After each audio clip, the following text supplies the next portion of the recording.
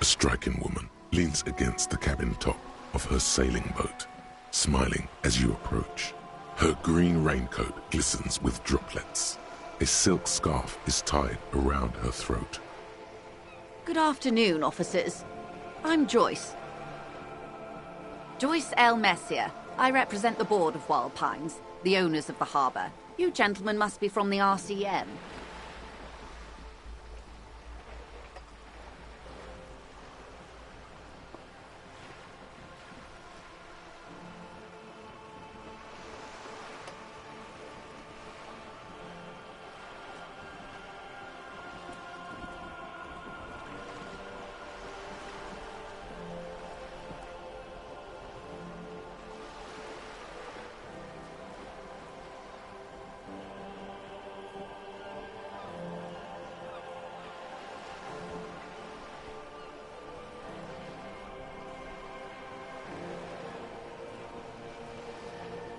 Nothing, honestly. I've said it to every drunk in town, and you're the first one who's responded.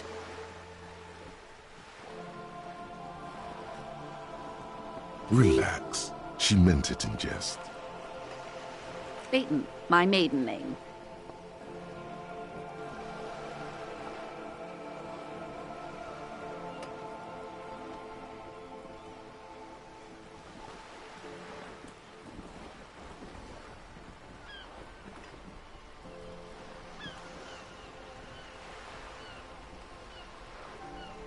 I'm glad to see you here. Like steel. There is strength there. If she wanted, she could sink her nails deep into your skin. I was dispatched to handle a strike, not a lynching. Anything I can do to assist the RCM in this matter, I will, gladly.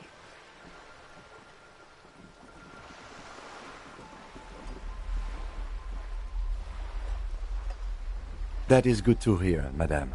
My colleague will take the lead on this interview.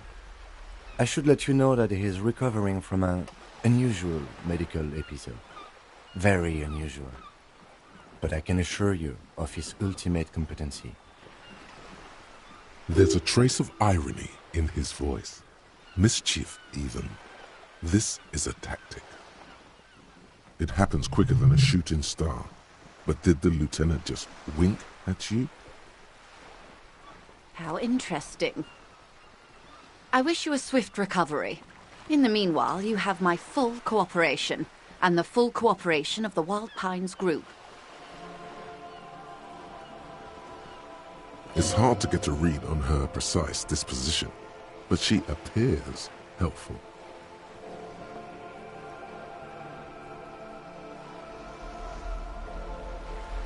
That's the man who was killed. I'm afraid this is a discussion for once we've cleared the lynching question.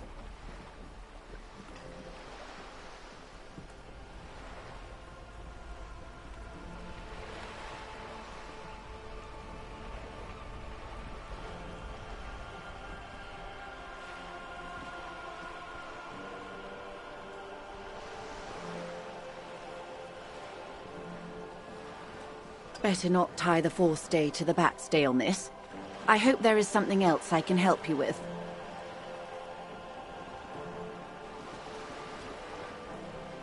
Why, yes I am.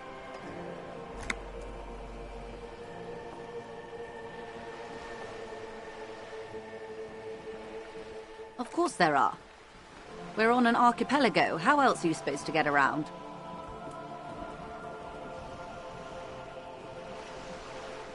Yes, we are. We are on Le Caillou. Technically, the neighboring Ozone and Fas Alamer island groups are archipelagos, while La Caillou, by contrast, is a single fertile landmass, the fourth largest island in the world. It is not an archipelago.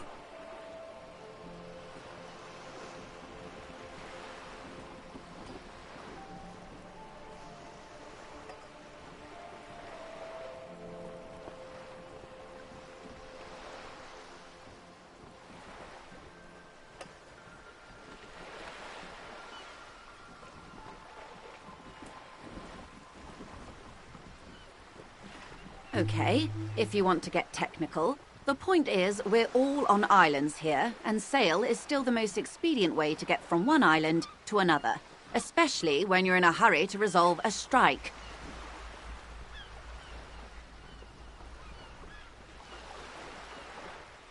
I haven't seen anyone else drive a souped-up Capri Kenema motor carriage either.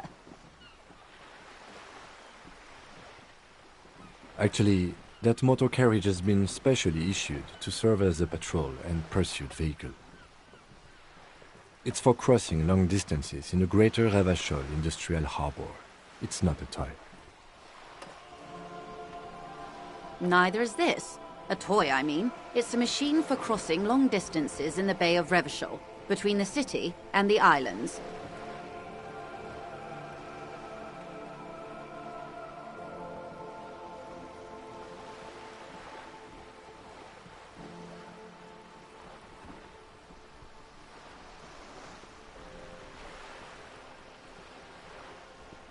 You need to make this lady admit she's only riding around on this boat because she's rich.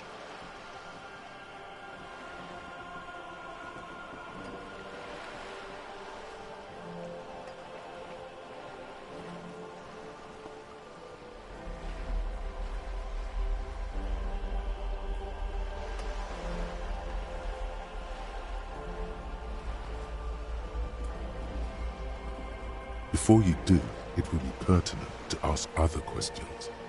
Gather more info on this boat of hers. The boat? No. It is called Cor de Leyte 19 because that's the type of sloop it is.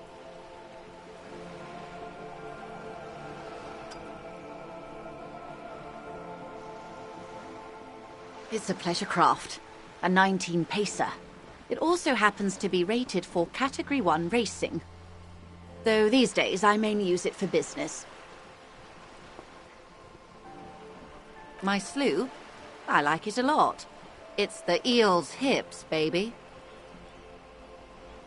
I'm enjoying this part of the interview.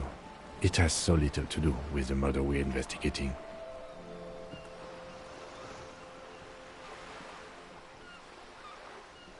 Officer, I assure you I'm a highly qualified pleasure craft operator.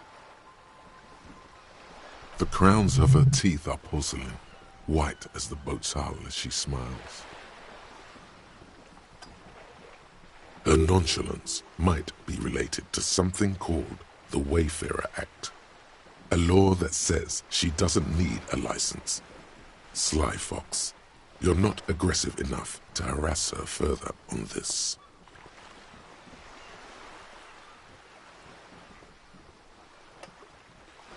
Oh my, the E word.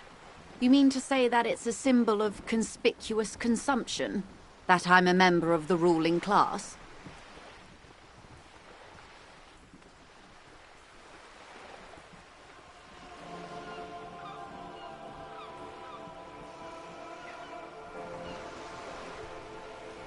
Think nothing of it, officer. What's a little class conflict between friends?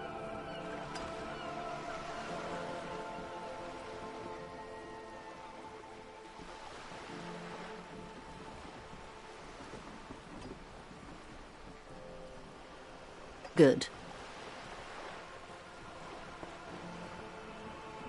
What we do? I'm afraid I don't speak for Wild Pines as a whole. It's a giant undertaking. There was a touch of discomfort there. She wants to merely represent.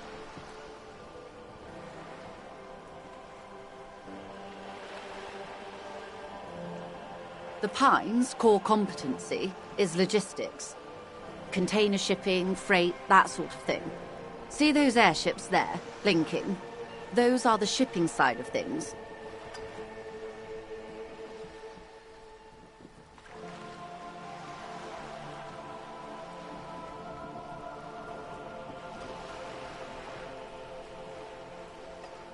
And that is the terminal. Another subdivision deals with energy, oil and gas exploration, offshore platforms. The Wild Pines Group is one of the original Revacholian Indo-tribes. Companies awarded royal monopolies by the king, the suzerain himself, centuries ago. The king is long gone, but several of the Indo-tribes remain.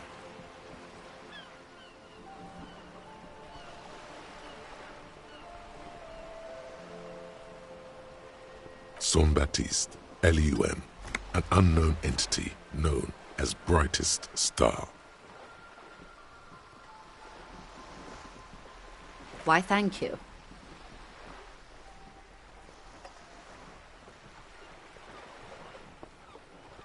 I'm not at liberty to discuss the company balance sheet, but I can tell you that last year, the company booked more than 20 billion real in revenue.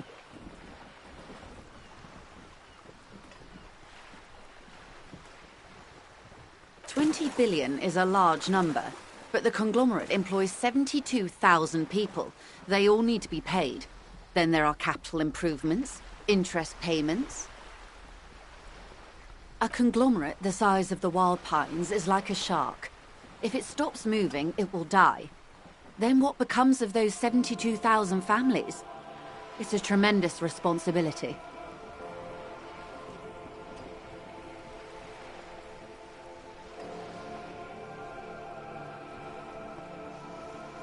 They started as an exploration and cargo fleet conducting trade between the Samaran and Insulindian Isolas 250 years ago, when pine ships explored the South Seminese and charted Lomantang on behalf of the suzerain.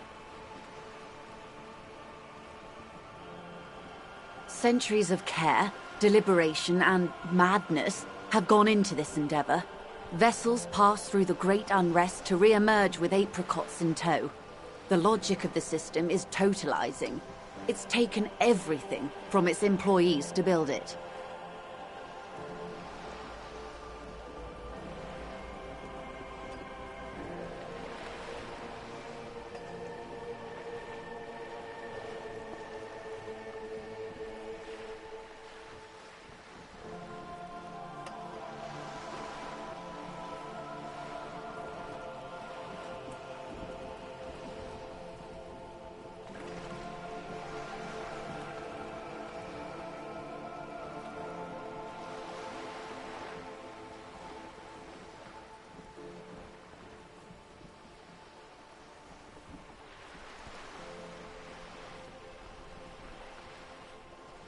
You mean aside from being the terminal's legal owners, who are responsible for moving 8% of the world's cargo?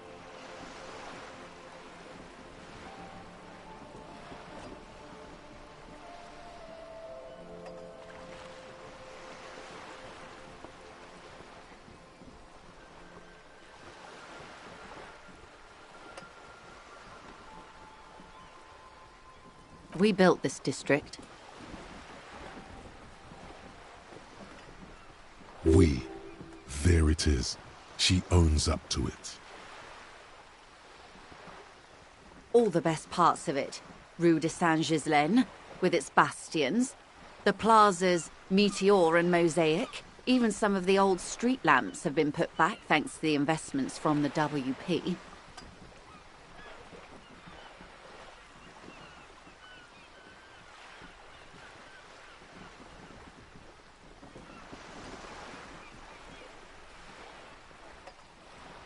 Before Martinez was swallowed by the industrial harbour, even before it was part of Revachol, long before Terminal B was erected here, the Pines built it as a resort for its Revacholian employees. A company getaway, for a weekend or a summer holiday. Then came the revolution. But that's another matter. I'm here to make sure the Pines can fulfill their responsibilities to the place they built.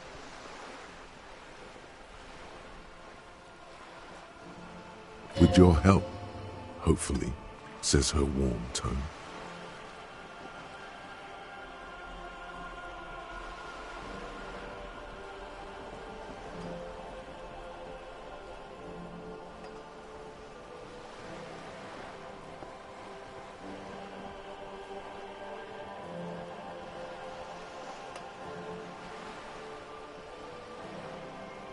Everything.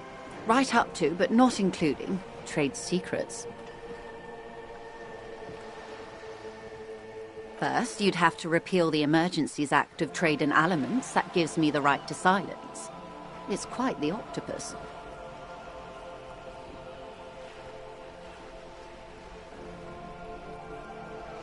The octopus that straddles Revachol, the Emergencies Act, is the cornerstone of post-war Revachol, inseparable from the world it created.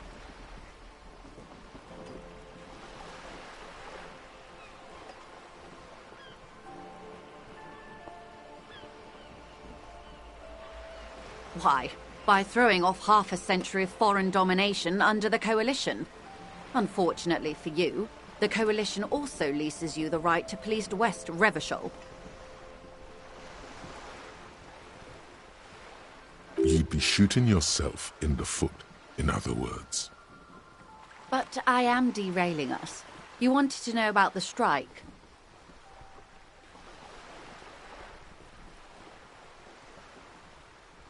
I believe the official title is Senior Labour Negotiator. In practice, I'm a grocery clerk. I relay the union's demands to Wild Pines and return with Wild Pines' counteroffer.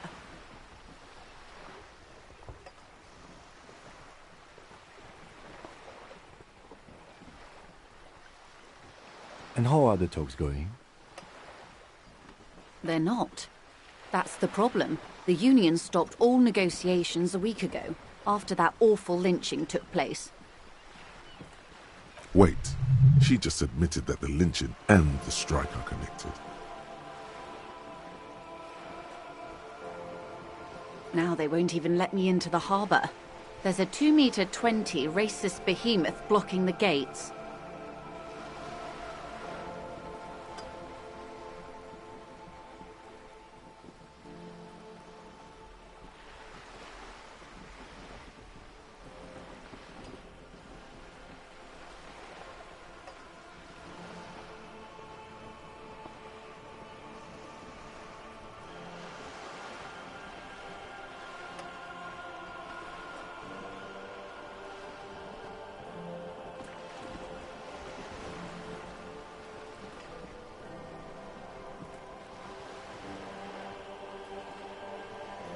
Yes, I believe there is a connection, but that's a subject for later. She's resolute in this, yet you sense that she wants to tell you. You'll have to earn her trust first. Yes, Jean-Luc Measurehead. Let's say I was not making the kind of progress I'd hoped for when I first arrived. And when did you first arrive? I arrived 3 weeks ago. Yes, in the middle of February. The bay was still partially frozen then. I prefer to do these things on site, like the RCM.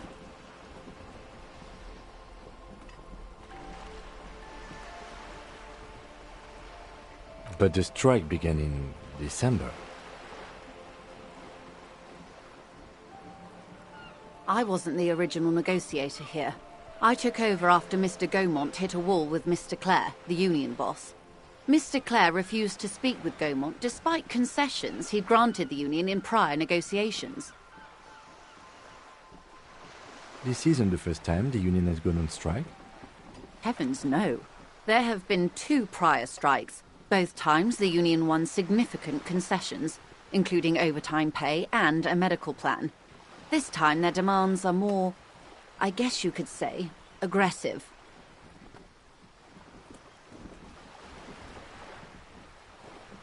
Ludicrous even, it's meant.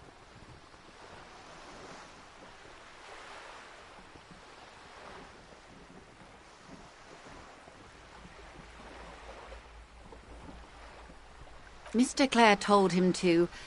how did he put it? Fuck off, midget. Gaumont is short of stature, you see.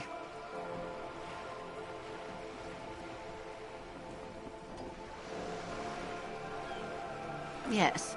Keep in mind, this is a negotiator Mr. Clare has worked with before, and who was more than fair with him and the union.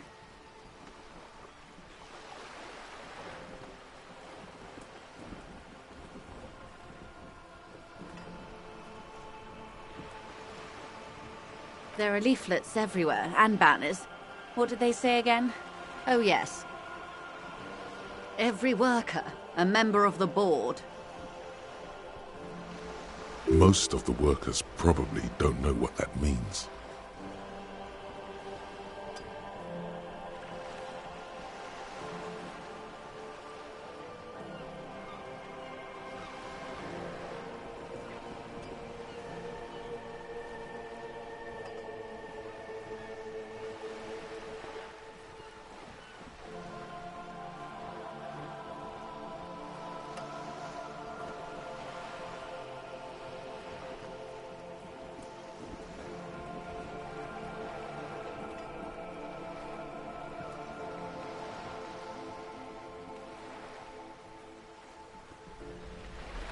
Fortunately, they explained it.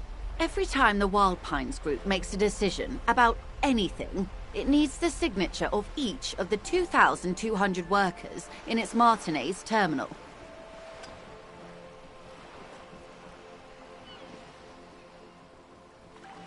Just so you understand, this is but one of 22 terminals owned by Wild Pines. Essentially, not only are they kings of the company, they are also kings of the 72,000 employees of Wild Pines Group.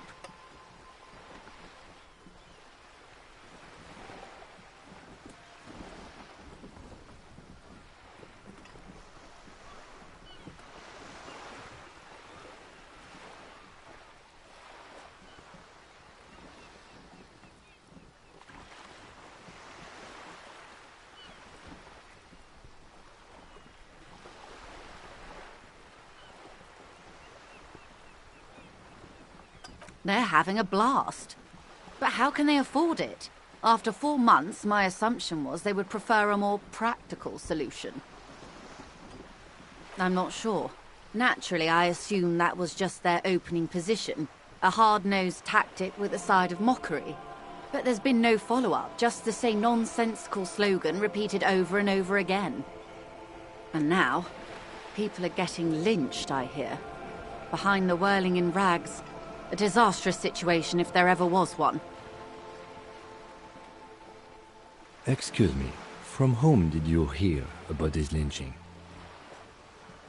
I first heard it from the bowyer at the gates, the one whose very name advertises his aversion to work. I think he said it was, "Call me mañana." This checks out. The scabs? You mean the huddled masses of Jamrock, come to plead for work where the Union refuses to?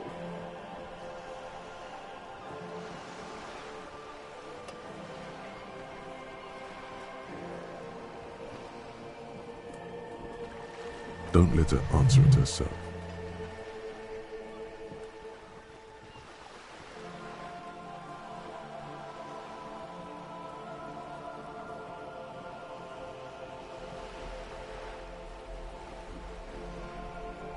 If these strikebreakers were organized by Wild Pines or its affiliates, then it would be a company secret.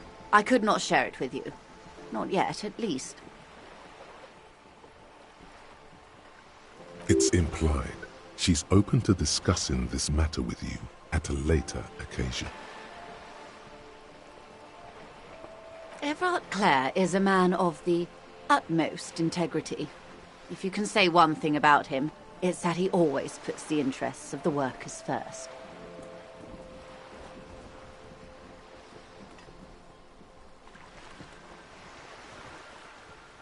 Of course not. Everard is fantastically corrupt. I imagine he has a thick, viscous goo where you and I have blood.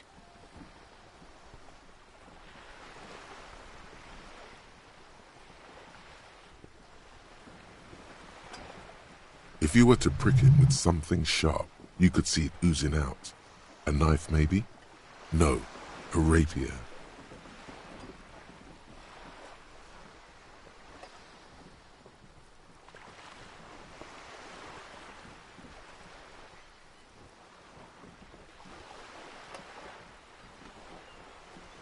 He is the most corrupt individual I have ever seen, and I deal with men like him for a living.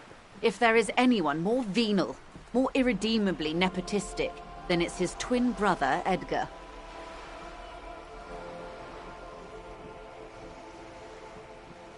Yes, Edgar looks exactly like his brother, except for that lazy eye. He also talks exactly like Evrart does, and when one's term as foreman is up, the other takes over.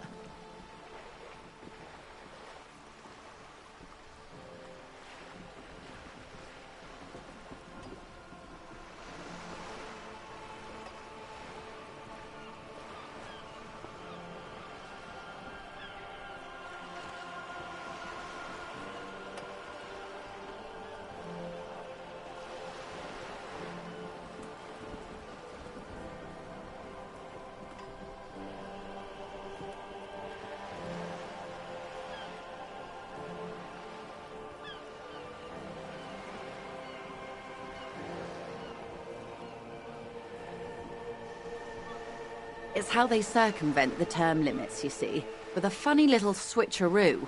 While in office, they've embezzled God knows how much of their workers' dues.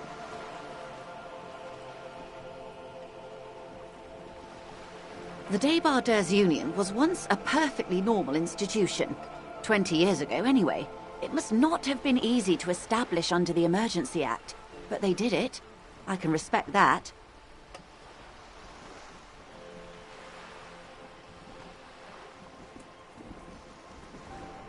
Organized labor at its best, as they say.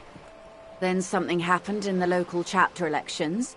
The brothers Clare came and transformed it into a... how do you say...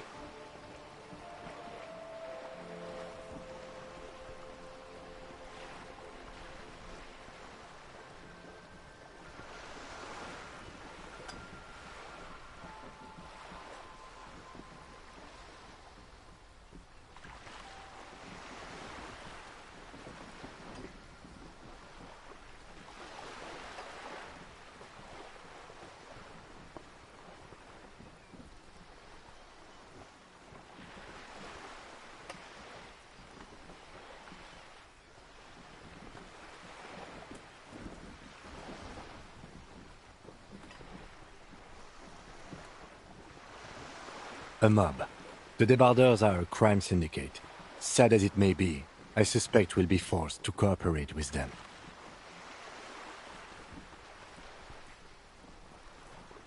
Refreshingly honest, officer. The company has tried appeasing in the past, but I'm afraid our concessions have only emboldened Evrart and his brother.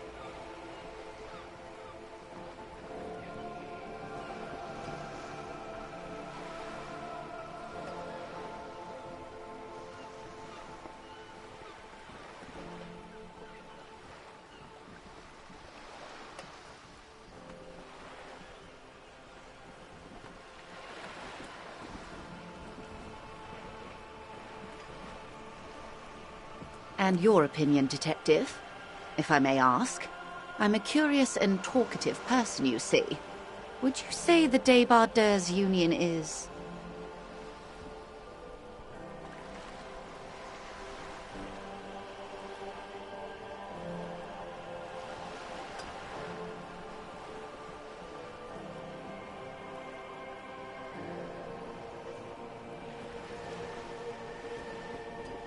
Thank you for being candid. Sadly, Wild Pines have cooperated with what amounts to a crime syndicate for 2 decades.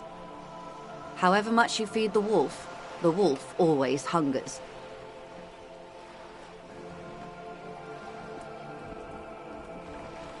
I'm glad you asked. There was a woman, the previous forewoman of the Union. She disappeared.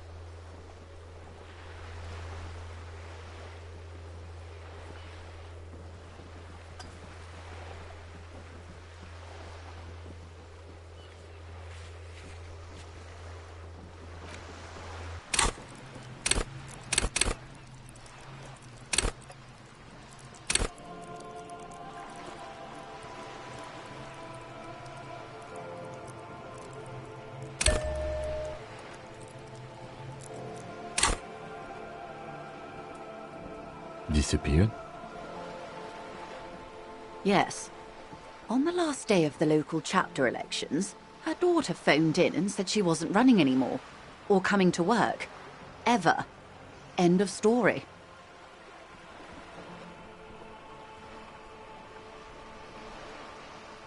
This forewoman, her name?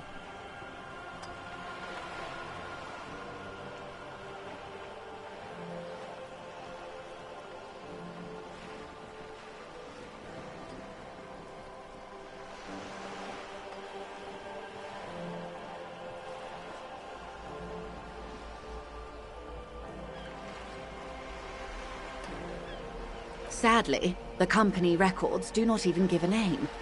She's just forewoman in private correspondence, Holly. I don't even know if it's a sir or given name, and I don't have access to the union's files. Indeed. The company suspects foul play, but there's nothing they could do.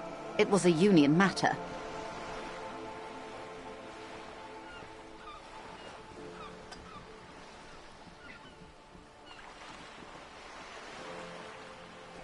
The point of the presentation is, these kinds of things happen around the Clares. Watch out when you're dealing with him. Thank you for your concern, ma'am. We'll be just fine.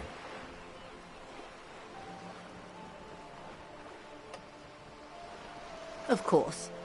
How else can I help?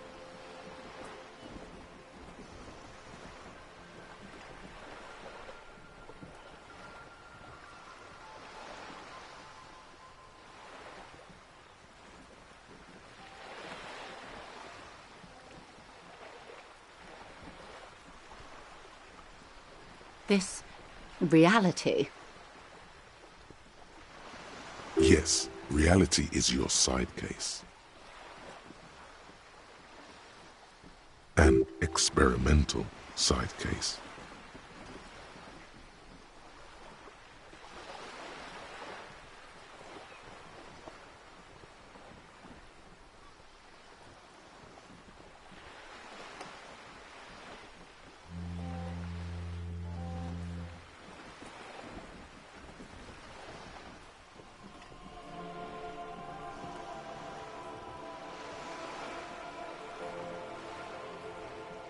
What?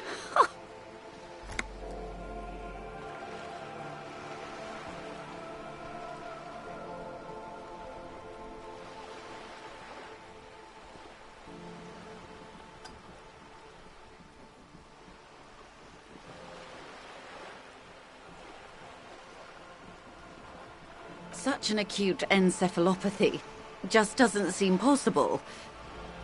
Surely you're joking. Don't be phased, madame. He functions perfectly well. He only needs a lowdown on all of reality. We may be here a while then. Ask away, officer. I'll help however I can. All right, we're in. I know these all look good, but begin with the first, okay?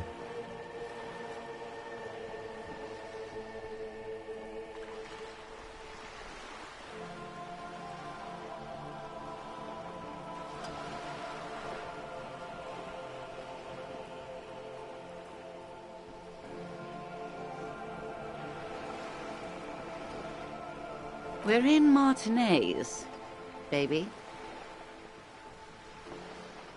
A casual term of endearment popular among the 50-plus crowd. It's a disco holdover, pay it no heed. Aren't we all?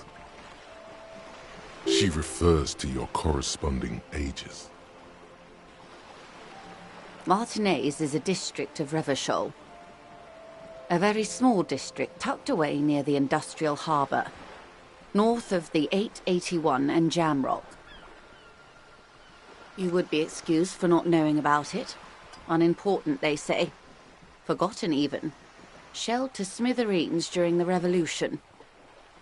It has its charms, just not this time of year.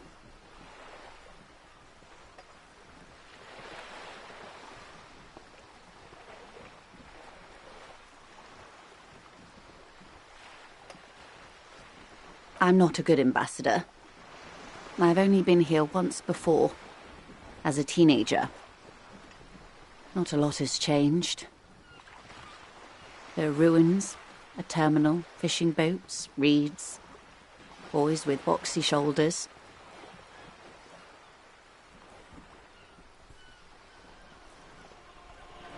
As I told you, Martinez used to be a province, a workers' resort before the city swallowed it and the artillery did its part.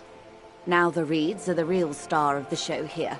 The further down the coast, the wilder it gets. It's not really a sea, it's the Bay of Revachol, and the bay feeds into the ocean. Yes, we're on an island in an ocean, the world's largest body of water, the Insulindic. Known to the early Revacholians as Les Immensités Bleues, the Blue Immensities. Caillou, as you already know. Imagine a pebble. A smoothed-over pebble amidst a great blue sea, misshapen, cracked. The cracks are the River Esperance. We're in the delta of this river, on the 6th branch, the Martinez distributary. It is clear this pebble is of enormous value to her.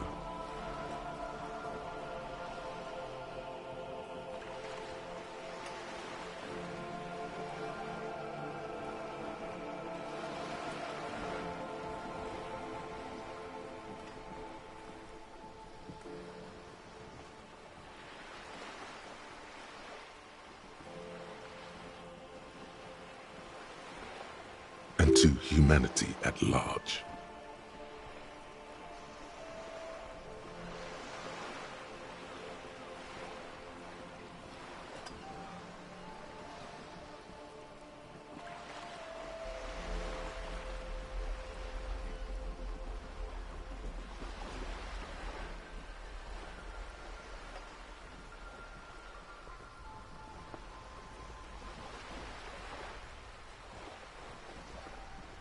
I would be happy to.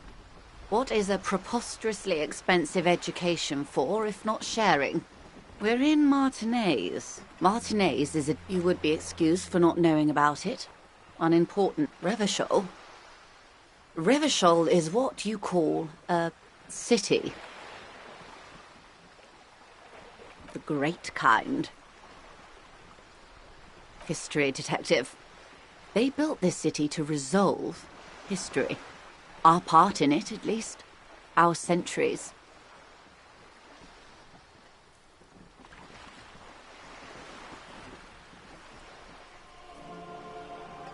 The nations of the Occident, or migrant workers from Semenine and Ile Marat, depending on your creed.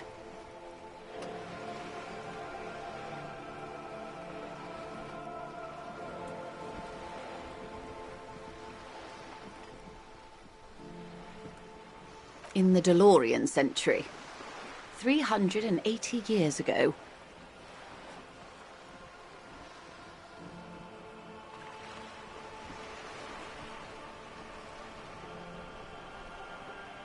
They say it's where the terrible questions of our time will be answered. The tensions are highest, the fault lines deepest. By that I mean conflicts. Ideological conflicts, the stuff of men.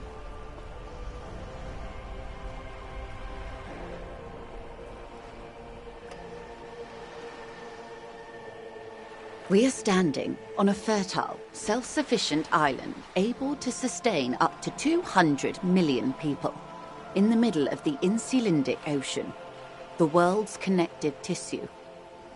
It's where the money is.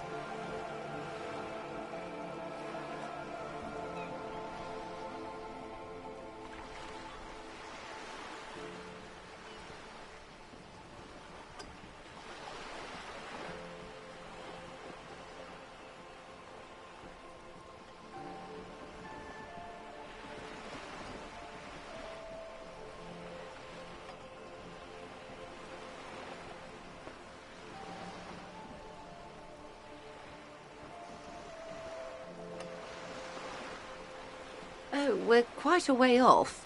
About...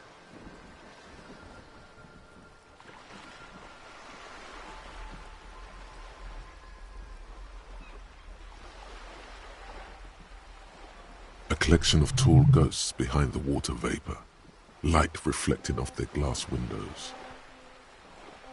22 kilometers from the center of the world. That soldering iron is the bank of the world building. The bottom floors are Insiacom. Coalition government, Insulindian Mission Command.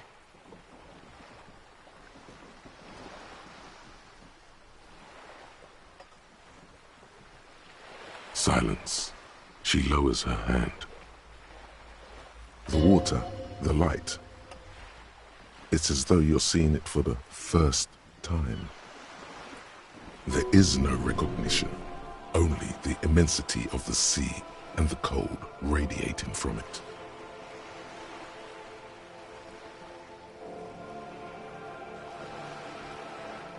We are where we are. I have no truer answer to give, unfortunately.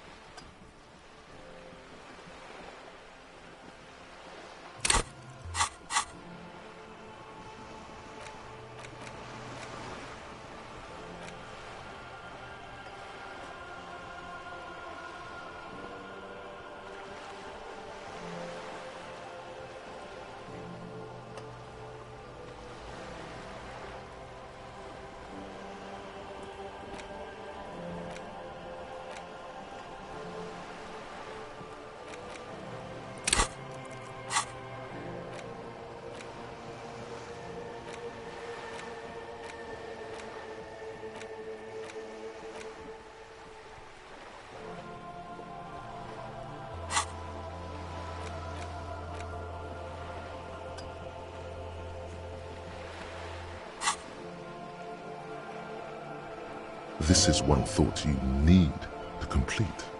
Where are you? Was there something else you wanted to know? I remember something about a lowdown. This has been informative. Thank you, ma'am. I'm sure my memory-impaired partner has many more questions to ask, about even more fundamental aspects of reality. Might I suggest not asking them all right now? Ma'am, Messier will be here later too, and tomorrow. Isn't that true, ma'am? Absolutely. My commitment here is long-term.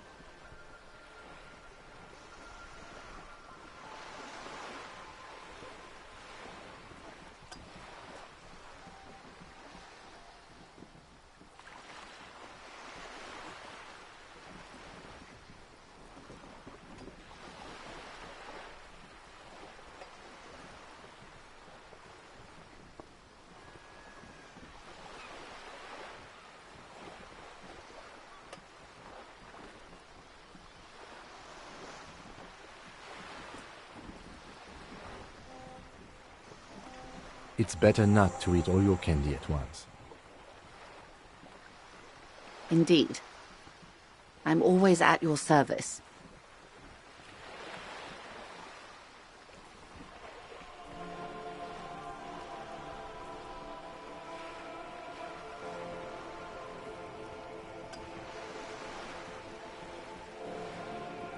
These are unimportant times, Detective. You and I were born after the dust had settled. 1,000th of a second too late. For the big time. The revolution. It's quite easy. Every 100 years or so, our species gets together to decide what's next, who gets shot in the head, and who gets the mineral rights. It's a real kerfuffle.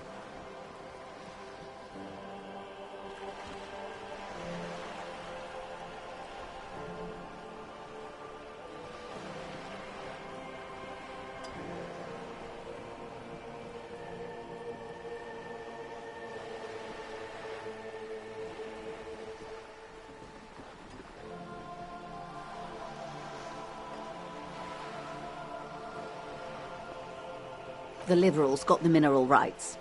And by mineral rights, I mean everything.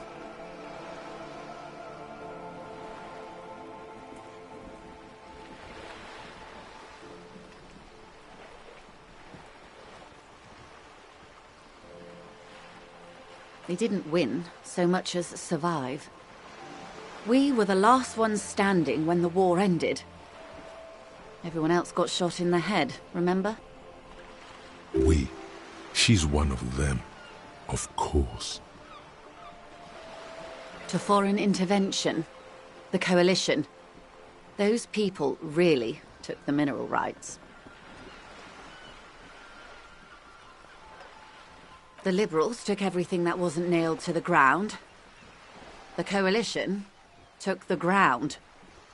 The ocean, the laws, and the people. The coalition of nations. Grad, Mesk, Vesper, Messina, Oranje, and Sur-le-Clay, the armed center of the world. They landed here and ended the revolution. It was the moralist thing to do.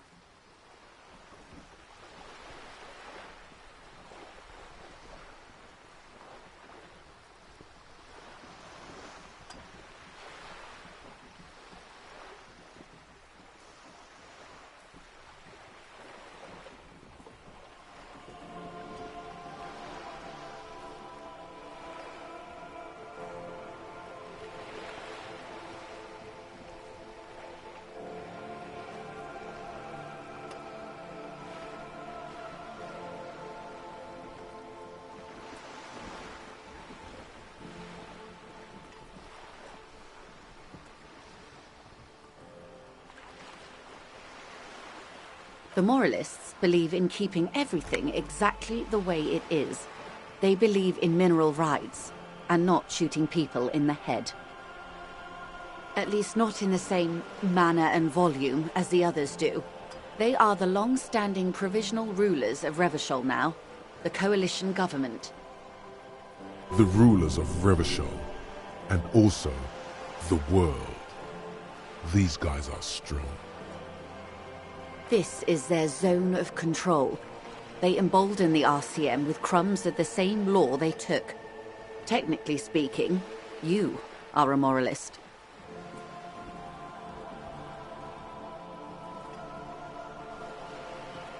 The color of moralism is blue. The official motto of Moral Intern, or Moralist International, is a blue forget-me-not, a piece of grey sky. Unofficial. For a moment, there was hope.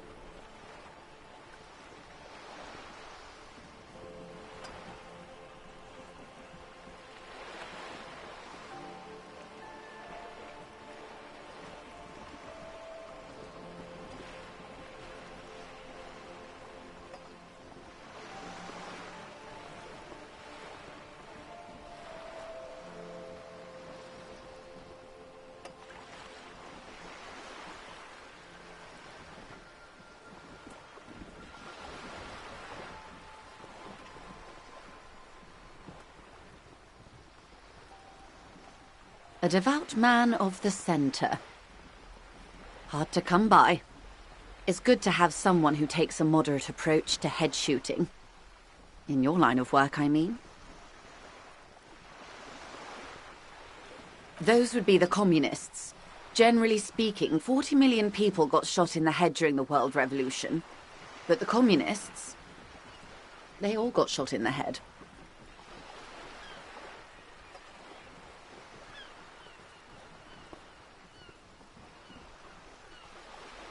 Oh, and the anarchists too. They shot them well. So well, one forgets they even existed. Did they ever? Before they got shot themselves, they shot 2 million people.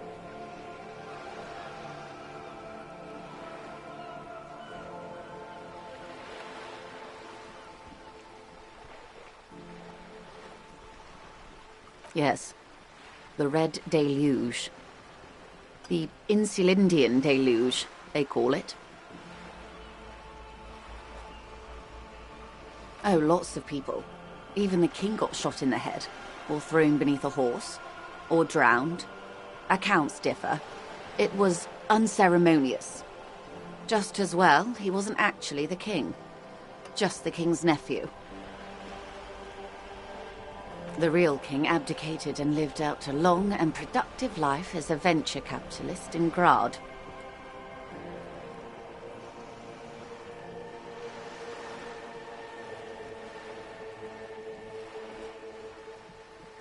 Yes, King Guillaume had a nose for bad PR. He ran before it. What is the expression? Went down? Anyway, Gil got out alive and his nephew Frisell got shot in his place.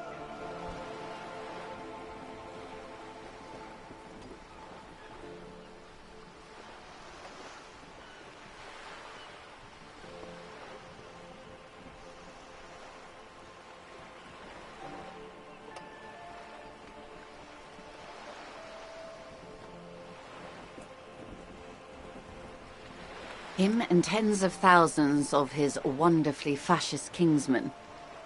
It was a wild time. Why, of course.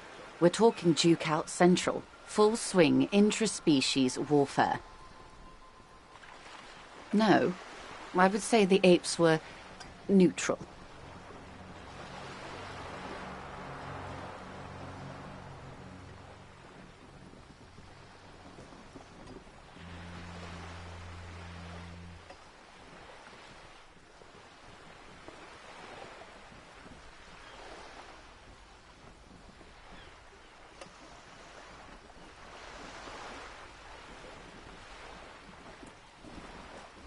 On the other hand,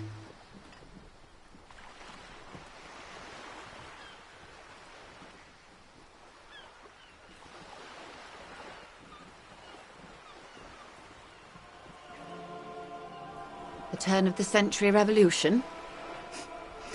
Don't answer it. It's a trick question.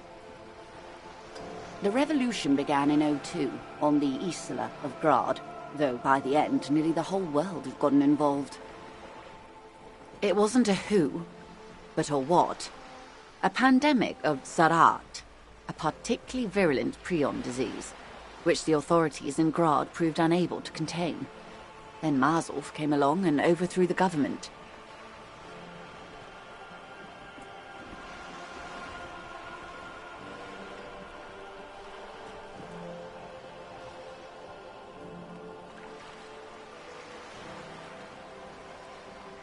It made people overthrow their governments.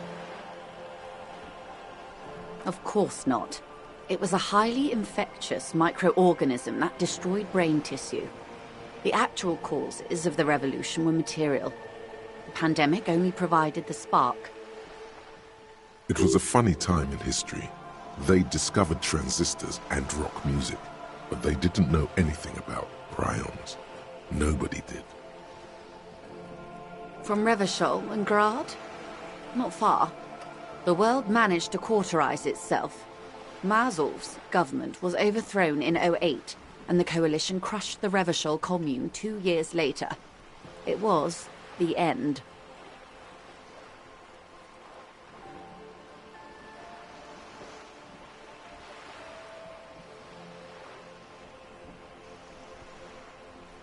Why?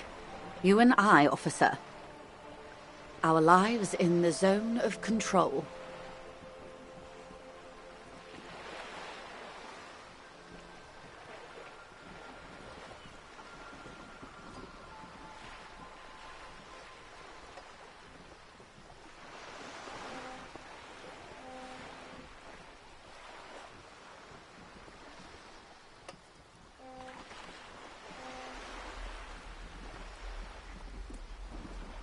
A city-state divided into free market zones under the everlasting interregnum of the Coalition of Nations, and you, of course, the citizens' militia.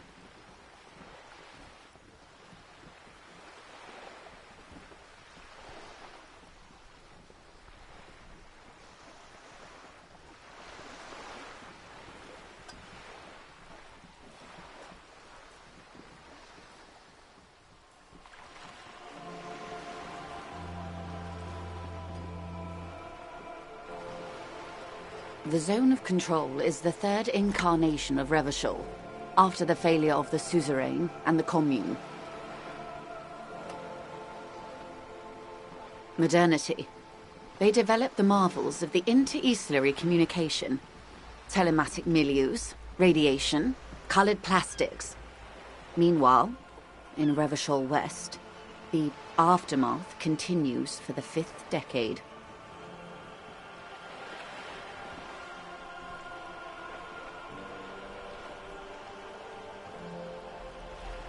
"51 minus 8 equals 43.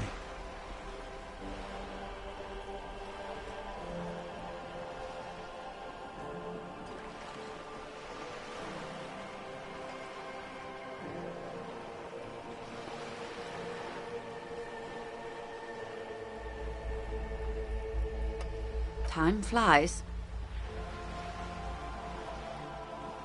The 20s saw a decade of urban war, west of the river leveled, offshore platforms in flames. Still, it's regarded as an improvement on what came before. 08 to 19 was simply hell.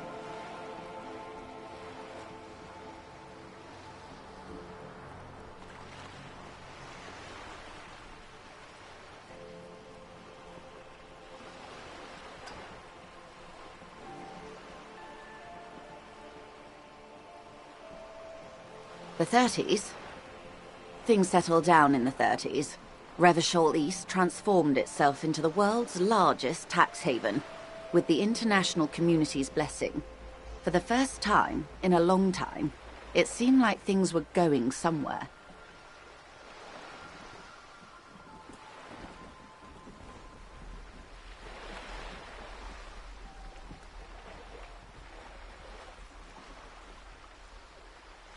Yes, and quantitative easing. It was a market mirage, unfortunately. The 40s dispelled it. An Isla-wide hangover, you might say. So, here we are.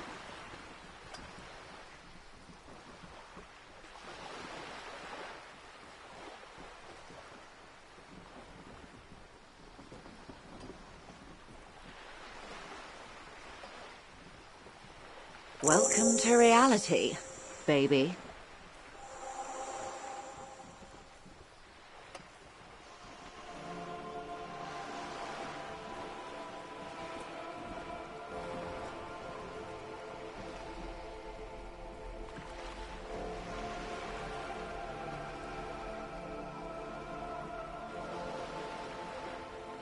For her to be where she is, Wild Pines Group must have picked the right side.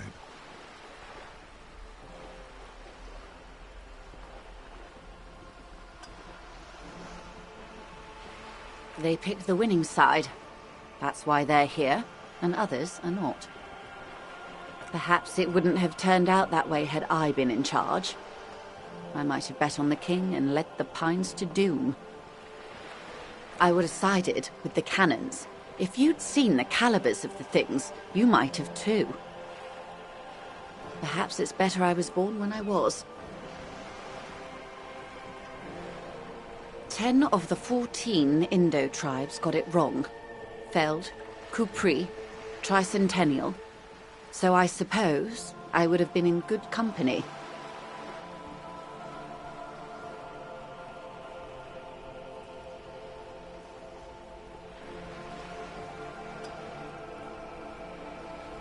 Good question. What would you have done differently?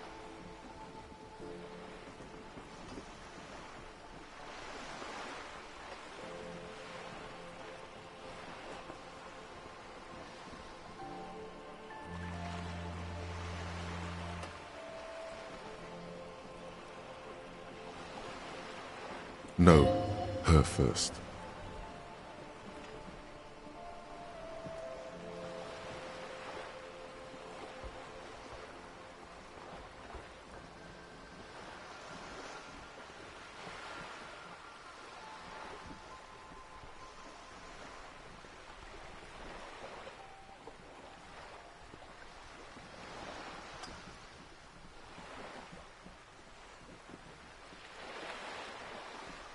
So a quarter of humanity.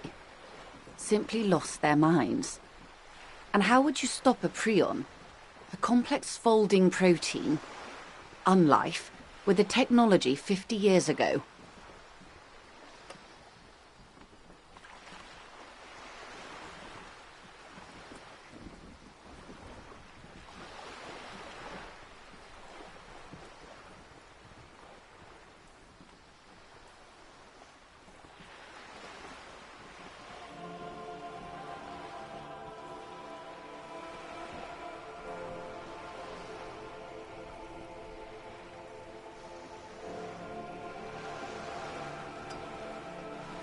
Good hygiene. Really. A very moderate solution to an extreme problem. It's those sort of half measures that doomed the authorities in Grad. When they failed to step up, Marzov and his party stepped in. In this particular case, maybe a more robust state response might have been appropriate.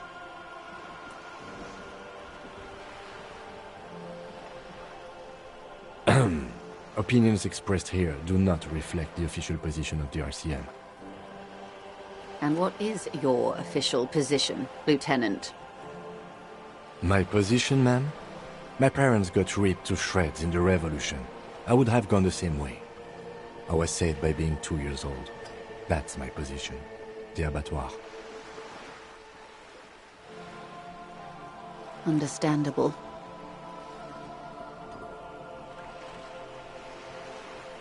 Good question. No, her first. And I asked you, past-less detective of the Citizens Militia, what insight has acute encephalopathy given to you? And you would have died, most likely. Not far from here. Maybe even right here, during the beachhead, defending the coast the day the Coalition took the city.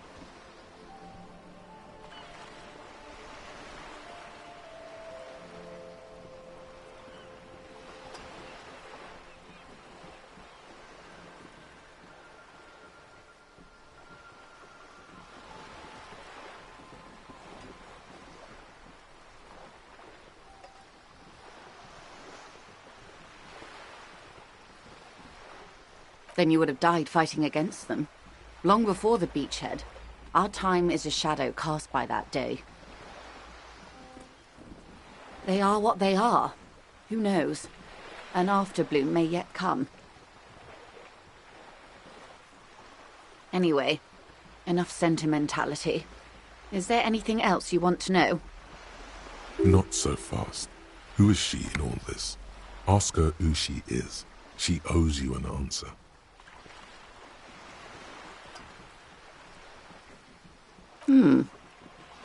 She won't maneuver her way out of this one.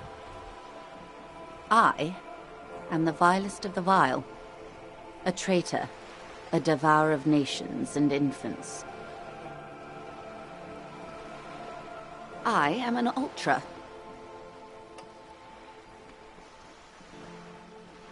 She raises the corner of her mouth, smirking, revealing a canine.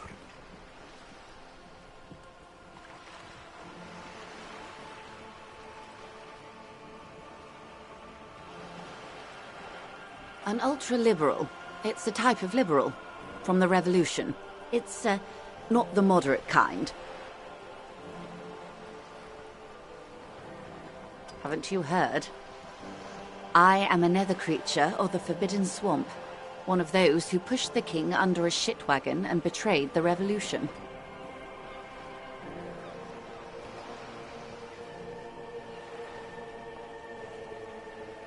I can see you thought I'd gone extinct. No sane person identifies as an ultra-liberal anymore. Not in broad daylight. You're a centrist at heart. A real moralist. Tell me, now that I've uncoiled myself, do you find me frightening?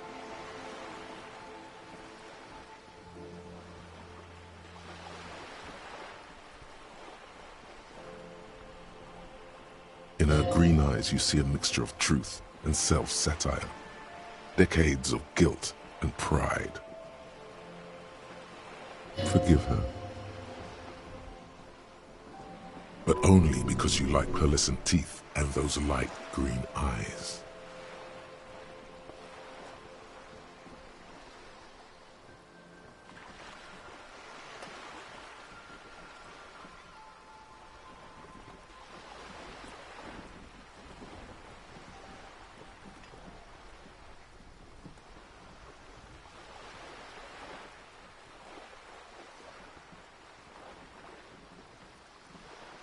A devil, who being of great charm and guile, sneaketh into the homes of the godly.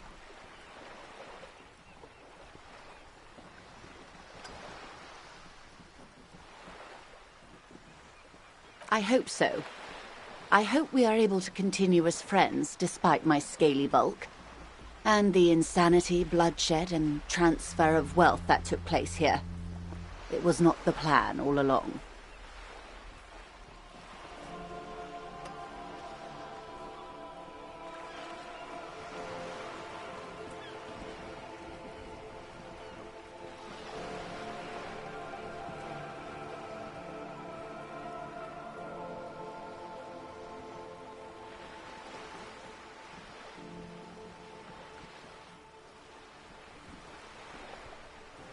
When the dust settled, the Liberals were the only ones left to clean up the mess.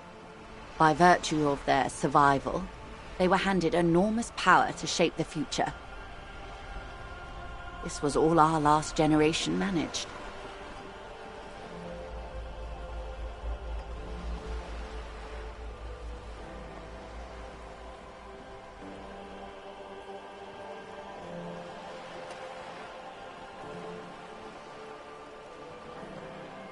With due respect to our overlords, the eternal caretaker government that keeps Martinez a monument to the efficacy of its artillery,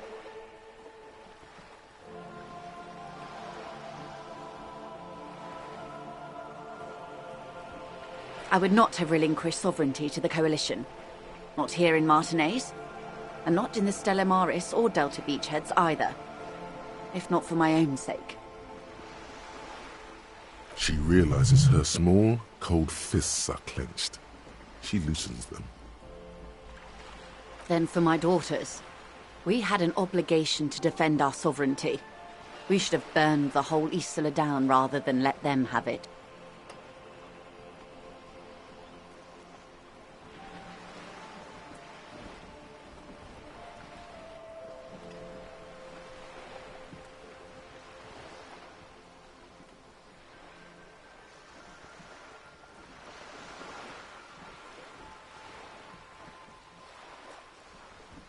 Perhaps. My intellectual vanity will be my undoing.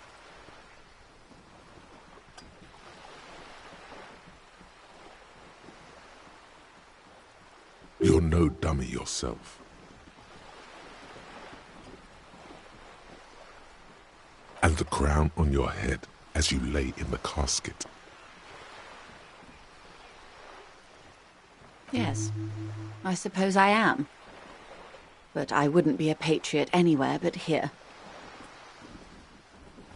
Seditious talk, man.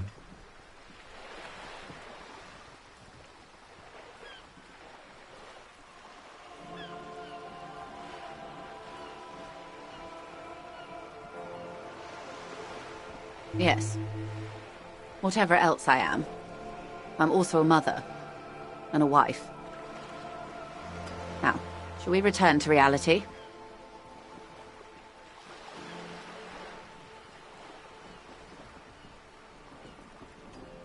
It's a neurological disorder caused by a lack of vitamin B in the brain. Symptoms include a retrograde amnesia. It's quite serious. You should get yourself checked out. Well, it's either bariatric surgery or long-term alcohol use.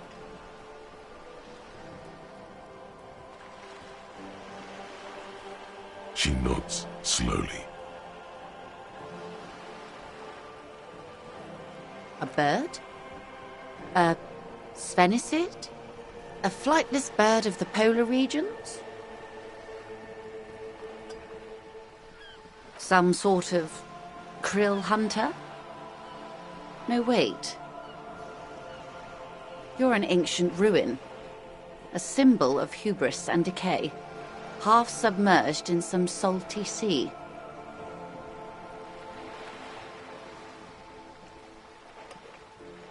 Of course you're not, my dear. I'm just terrible at guessing games. Ah! This is the pier of Rue de Saint-Ghislain, 33A, where the tenants have been kind enough to rent me a slot. Or two.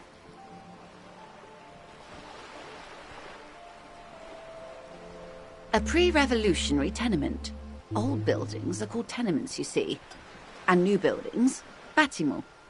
After les bâtiments nouveaux. But 33A and 33B are not nouveaux. They're old.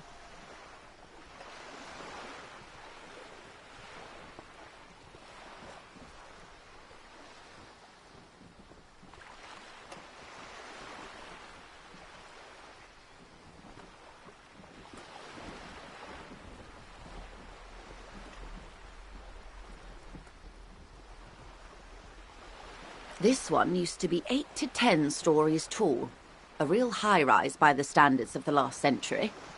Built to mirror the skyscrapers across the bay in the Delta. That was before the war, of course.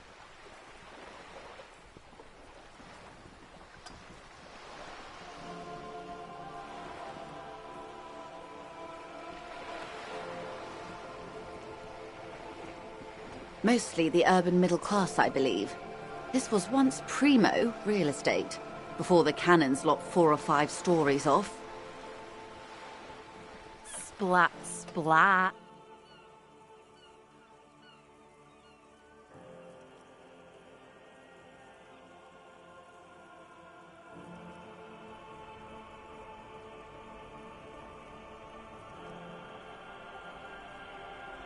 You could be wrong. But from here it appears as if she's running the brush across her throat in a soaring motion. Wonderful.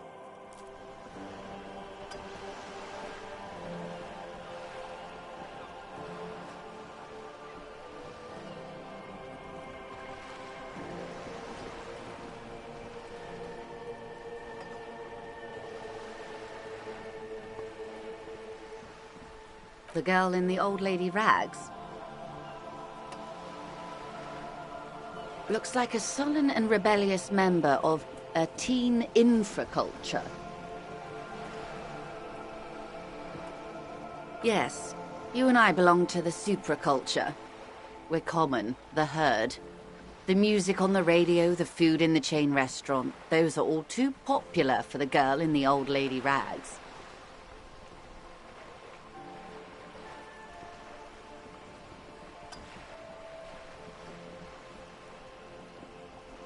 She prefers a fantasy world, an infraculture with its own dress code and vernacular. It is an illusion, I'm afraid. There is no refuge from the supraculture.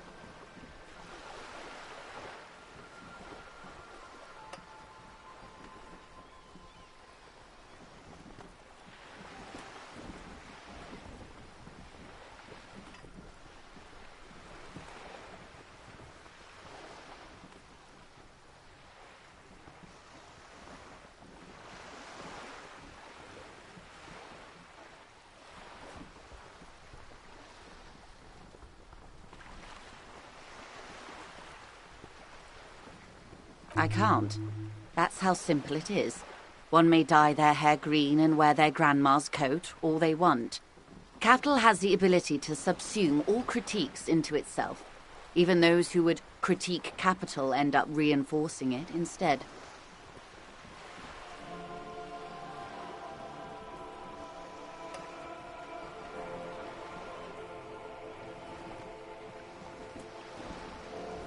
All right.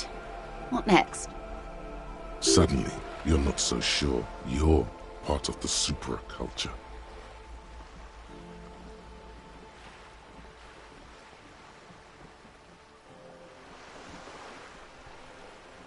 And what would that be?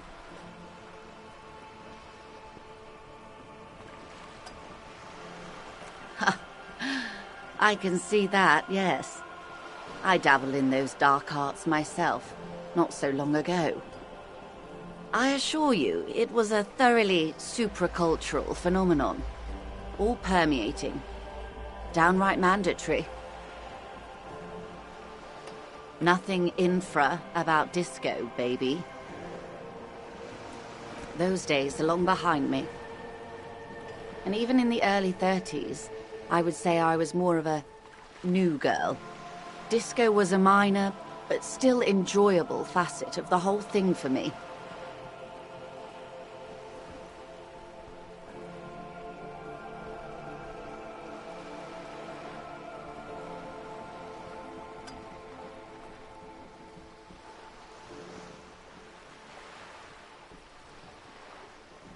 The new, a cultural era, and the name of the decade it ravished, the 30s.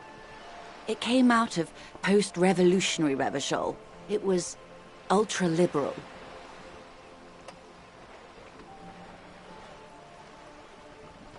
It involved lots of partying, as you might imagine, and champagne-coloured everything. By the looks of it, that would have been when you came of age. Now,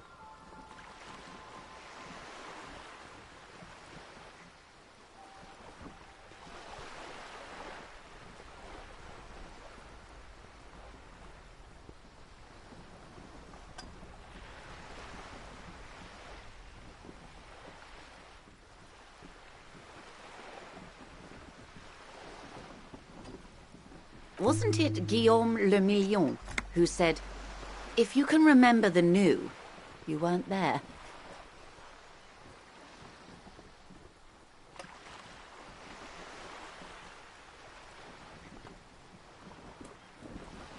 Ah, yes. This is not very central to reality, is it?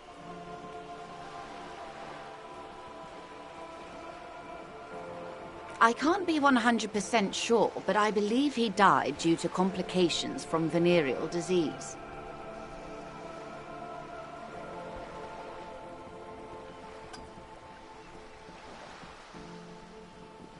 All of them.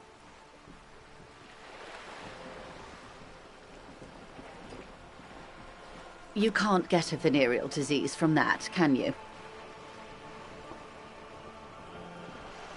I'm afraid no. But then again, one can't be entirely sure. It's all part of his mystique. Ask someone else and you may get a more champagne-coloured take. Anyway, what other basic facets of reality should we discuss?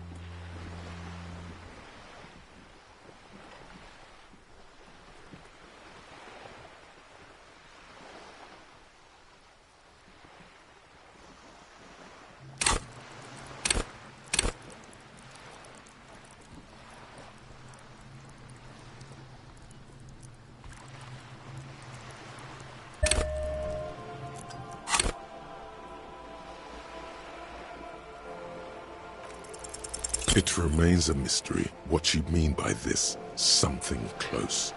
This isn't about you. It's about reality.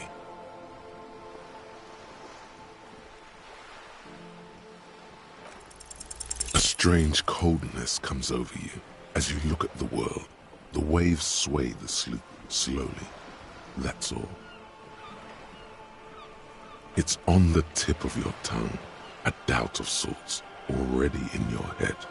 But it's not fully formed yet. You have to wait and return to this later, once the jamais vu thought is complete. Glad to have been of assistance. The little that I know. Anything else? Quite a few things, I'm afraid. The information I'm to share with you includes sensitive trade secrets. For the sake of my employer, I have to ask for your names and badge numbers. Of course, ma'am. We should have introduced ourselves. I am Lieutenant Kitsuragi from Precinct 57. And this is my colleague from Precinct 41. I'm afraid he doesn't have his badge at the moment. I hope mine will suffice. How curious. Why is that, Detective?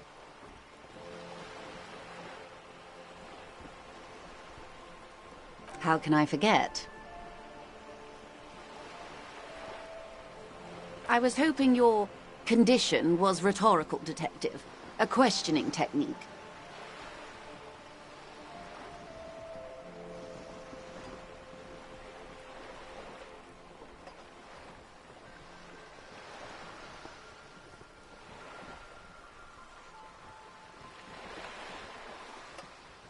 I have sympathy for your highly unusual conditions, sir, and I believe you. But as it stands, I cannot share any confidential information until I've seen both your badges. I understand the dictates of protocol, ma'am, but is there no way around it?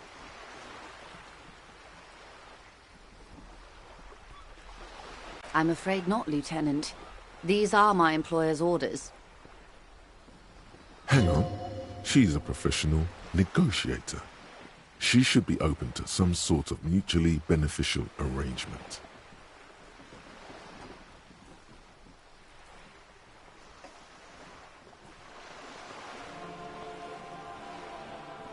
I mean, favors for favors. A dirty alliance of some sort. Consider this. Perhaps she has been planning it all along. That you convince yourself into colluding with her.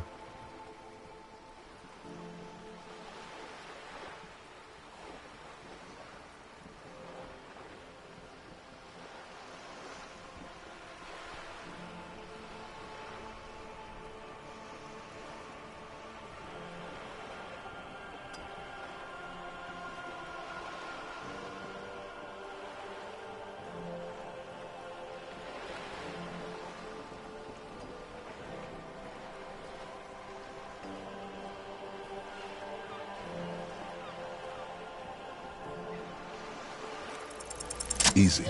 Just offer her a favor. Like I said, nice and dirty. I will be frank with you. If I'm going to break protocol, I need to be able to justify it to my superiors. They're going to want to see something very tangible. You're in, but expect her to drive a hard bargain. Reports from inside Terminal B suggest it's a hub for the local drug trade. This is an open secret in Martinez. The Union controls the terminal, so it goes to reason. The company has tried looking into this matter before, to no avail. Perhaps someone with your authority and resources might turn over the right stones. Or you can recover your badge, though if I may be blunt with you, it sounds like that may be a lost cause. Detective, a word in private before we continue.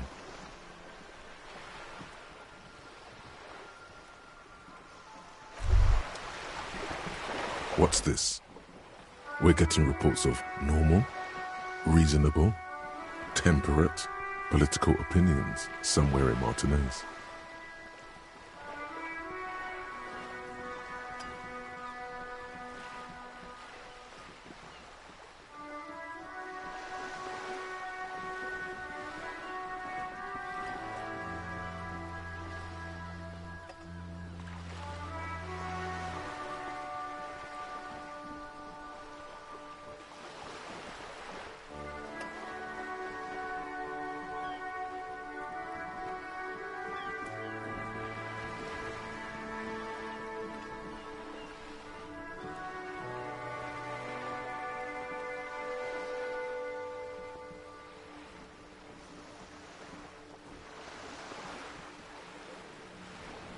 The air suddenly feels calmer, more transparent in a strangely tender way. Perhaps it's the hangover. Perhaps it's a temporary surge of serotonin. But something tells you it's time to become a citizen of the Kingdom of Conscience.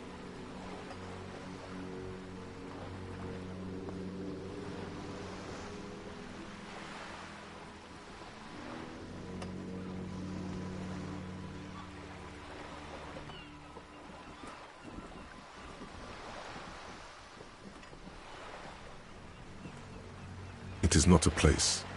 It is a moment in time that can only arise in the right circumstances.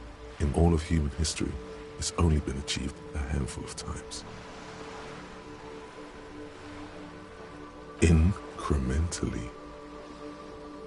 History's greatest catastrophes have been brought about by people trying to make the world a better place too quickly. That's the genius of Dolores Day. She recognized that progress is meaningless if its gains are lost because of instability. Real, lasting change can only come about gradually, increment by increment.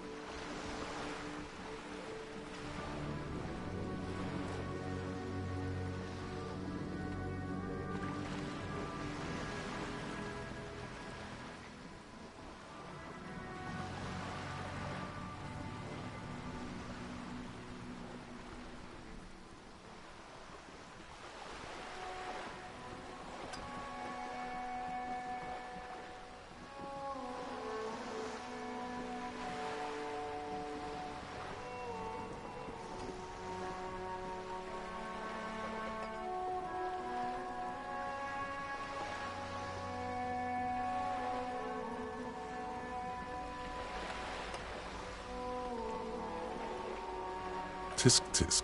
Just because you live in the present doesn't mean you have the right to place your needs above the needs of the future. You may never live to see the kingdom of conscience. Your children may not. Even your grandchildren might not. But that's no excuse not to keep working. What rationality? What sang-froid? What benevolence?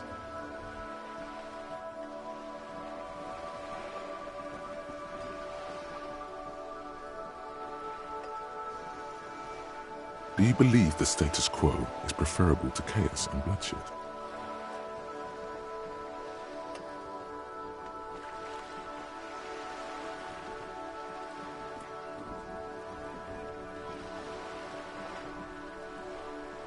There you have it.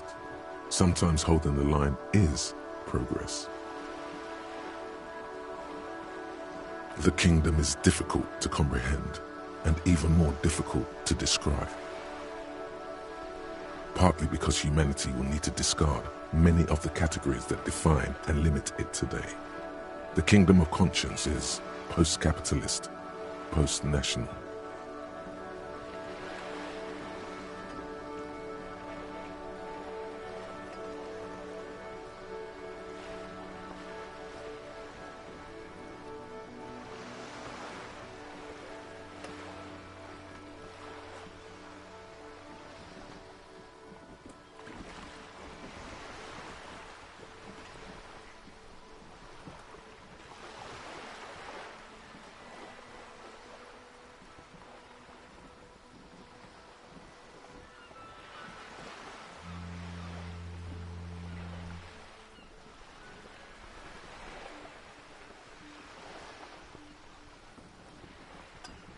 It's also post-industrial, post-ideological, and even post-sexual.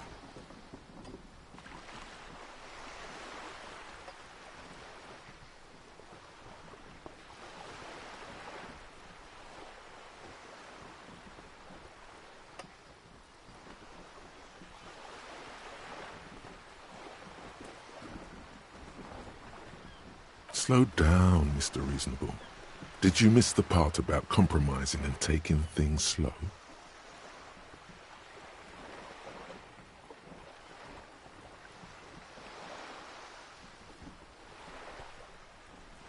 That's right. Remember, real democracy is just around the corner for Rivershaw. When that real democracy kicks in, a long time from now, we are all going to be so much happier.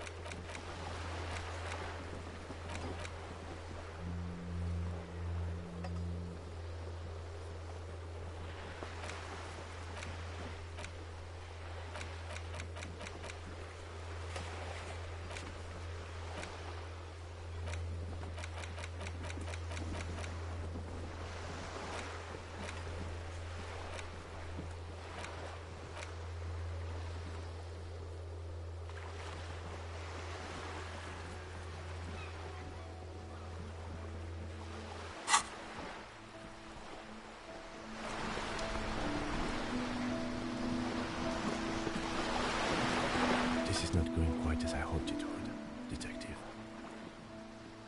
Honestly, I was expecting you to use your unorthodox technique to keep her off balance, and not volunteer us to be her henchmen.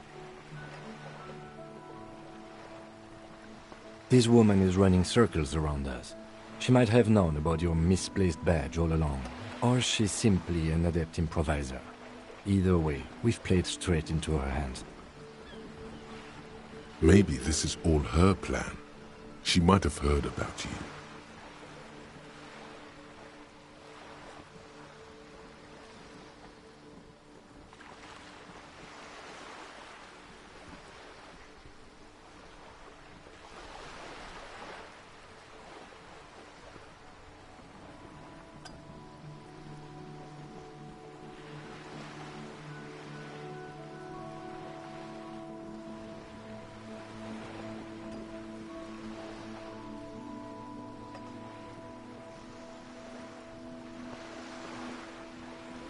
I wouldn't go that far.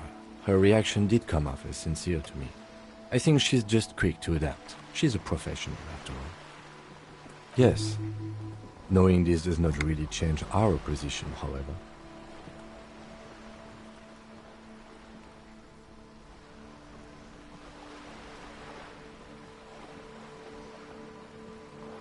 Oh, that would be fantastic, but do we have the time? The world is large and your badge is 8 by 6 centimeters.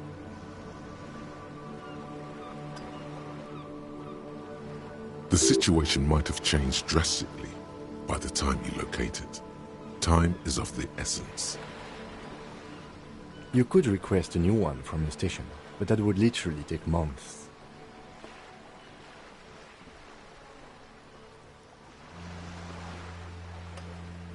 No.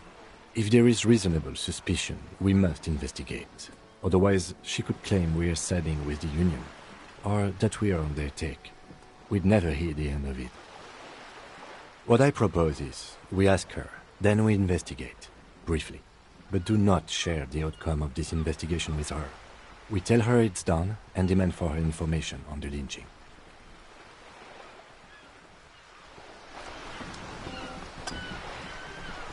You're back. Good. What can I help you with?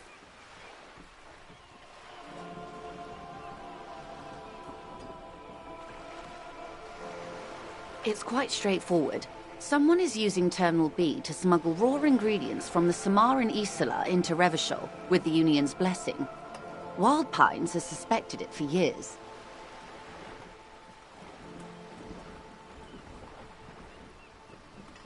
Ingredients for what, ma'am?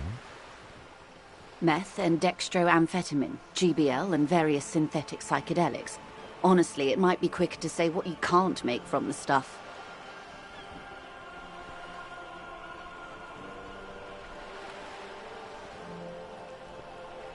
Yes.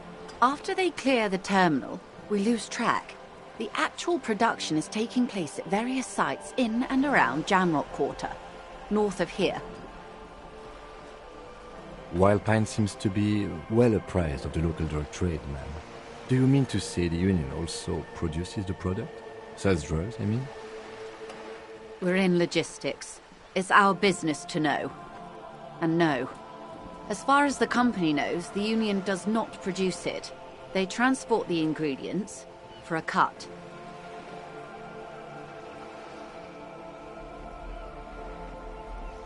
Yes, but you won't get anything out of Evrat and the Dockworkers Union. Still, every chain has its weak link. The handoff. The motor lorries at the roundabout.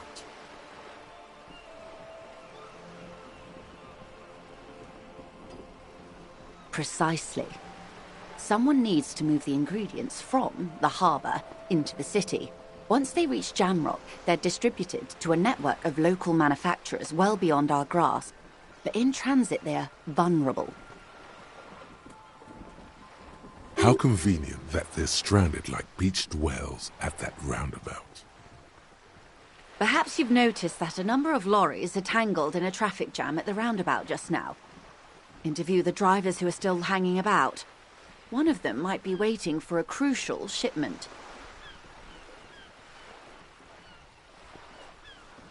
Her irises are light green, like the river Esperance in bright daylight, upstream where it's clearer.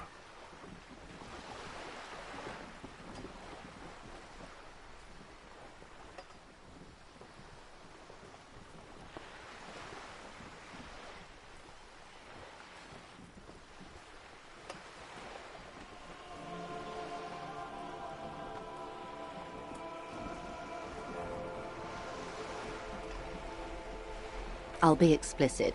If you find this driver, I will share company secrets with you.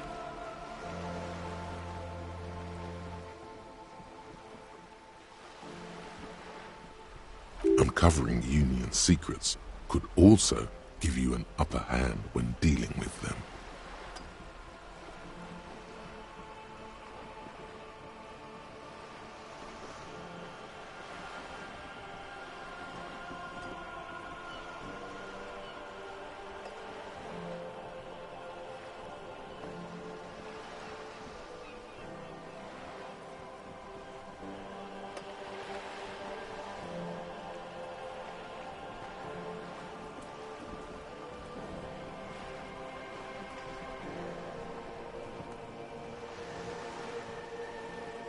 We did.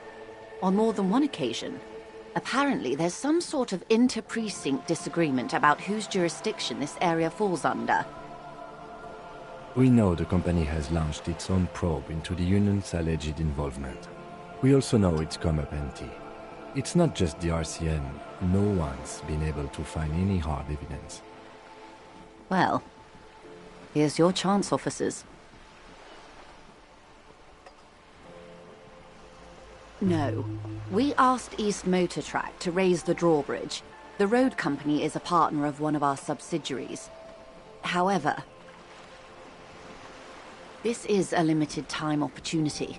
Once the complaint has been processed by the Trade Committee, they'll have no choice but to lower the drawbridge, and the operation will continue.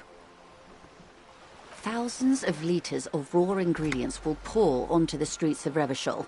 Not the east across the river, but the west. The vulnerable, the weary. Well, at least this solves one mystery. What is that, Lieutenant? Why I had to call East Motor Tract and beg them to open a drawbridge for me. I'd wondered since I first drove in, on my motor carriage.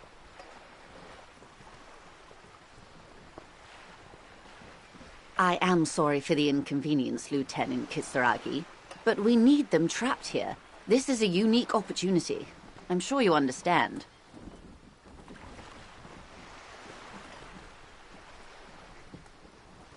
How do you think they're financing this strike? There are thousands of unpaid dock workers going strong for the 4th month straight.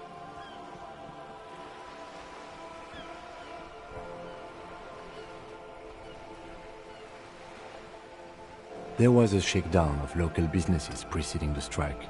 Many were squeezed to bankruptcy to fund it.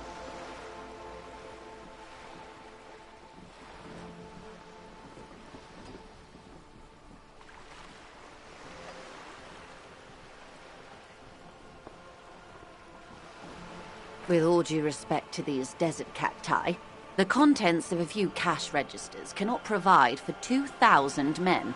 The local businesses can scarcely provide for themselves. Precisely. Smuggled out of that very gate at night, most likely, then loaded onto lorries and driven to Jamrock. You simply need to find one driver who will open up to you.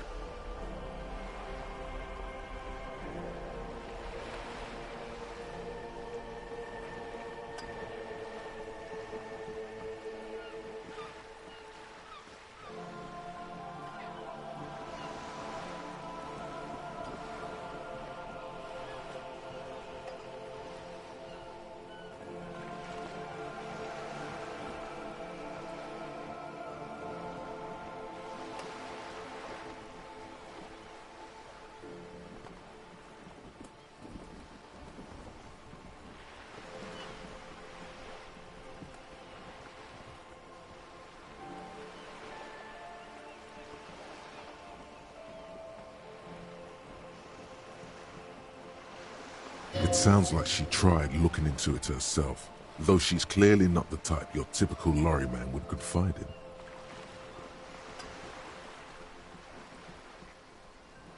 The two might even be connected. Or not. Though, if you have evidence to the contrary, I'm eager to hear it.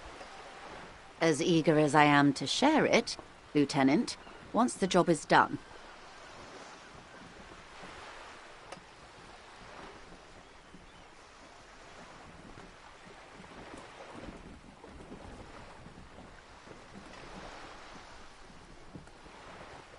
She simply nods. More lessons in basic reality? My favorite part of the day. Go ahead, ask me anything. Glad to have been of assistance. The little that I know. Anything else? The lorries are still stuck at the roundabout. If the police... Yes?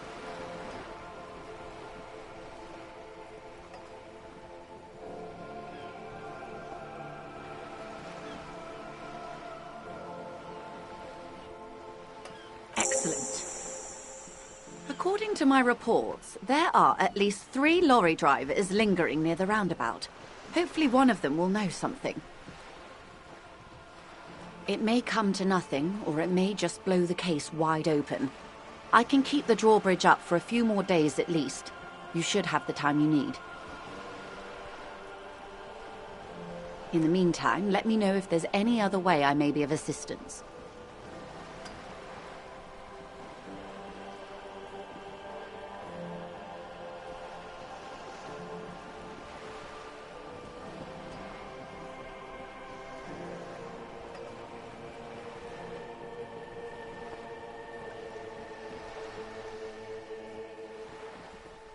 Of course, Detective. Take care.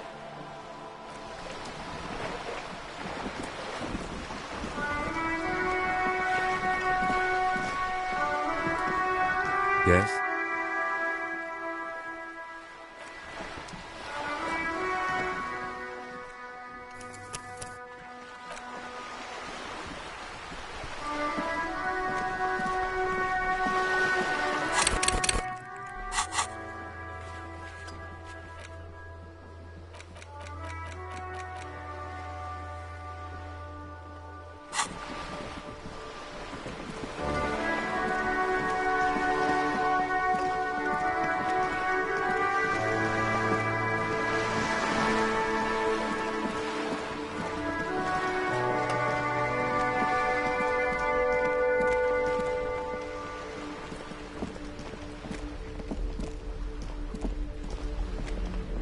Hello again, officers.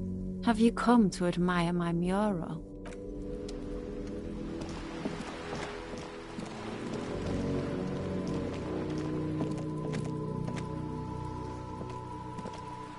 Just an ordinary wall.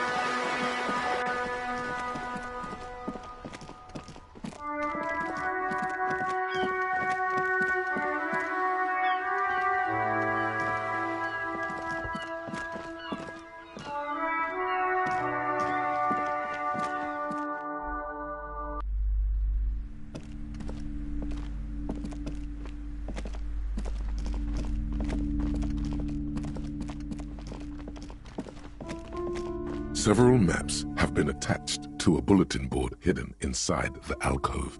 They're held up by small pins. The maps look old and faded.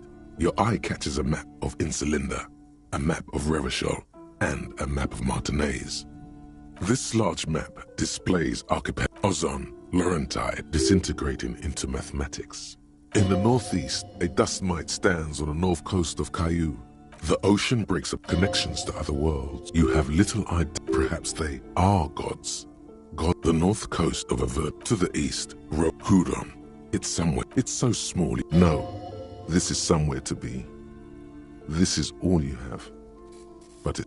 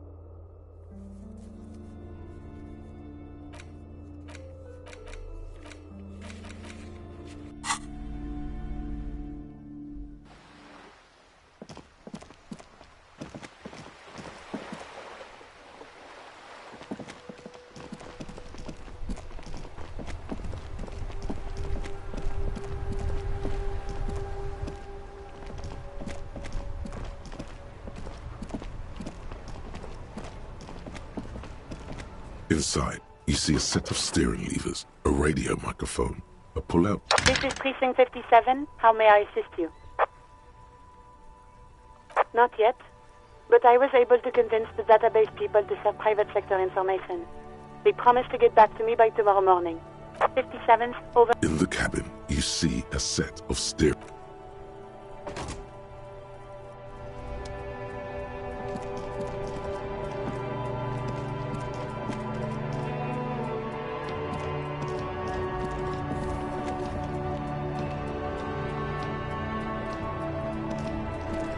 Still here, stuck in this damn jam, my man.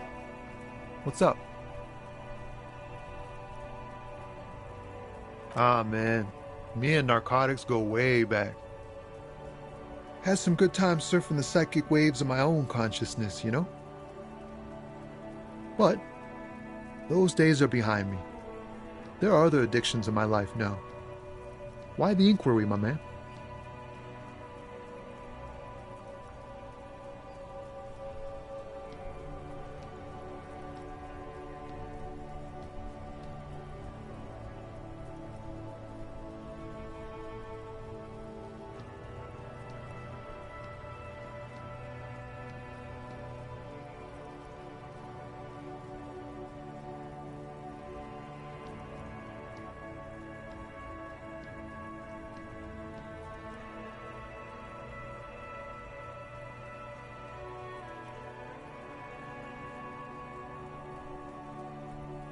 We have a credible lead, sir.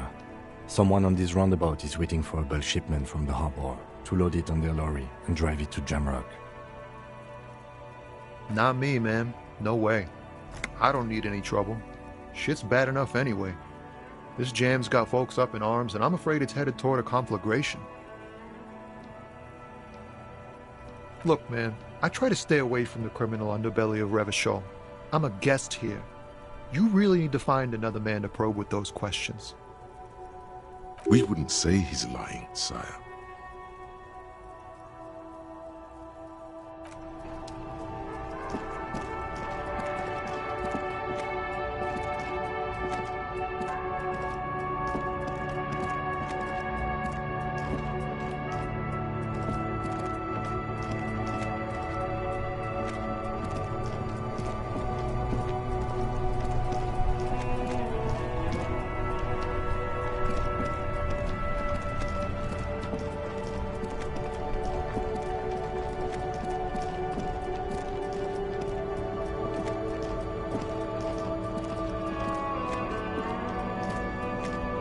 There are clothes inside. Cheap second-hand clothes, smelling of strangers' body odors. Don't be shy. These are premium class clothes. Good quality fabrics, best retro design. Save the economy with your style, officer. Save the economy? That sounds off.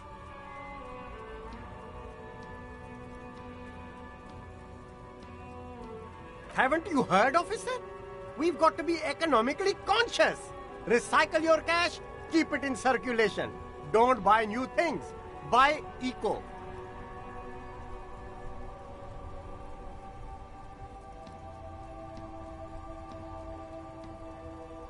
Very cool. The economy thanks you, officer. You find your hands deep in tattered and faded garments made from weird polyester blends that make your body itch and sweat in all the wrong places. The box smells like cat piss or like an old person with no money. Economical, but also trendy. Look first-hand, buy second-hand. Keep the economy moving.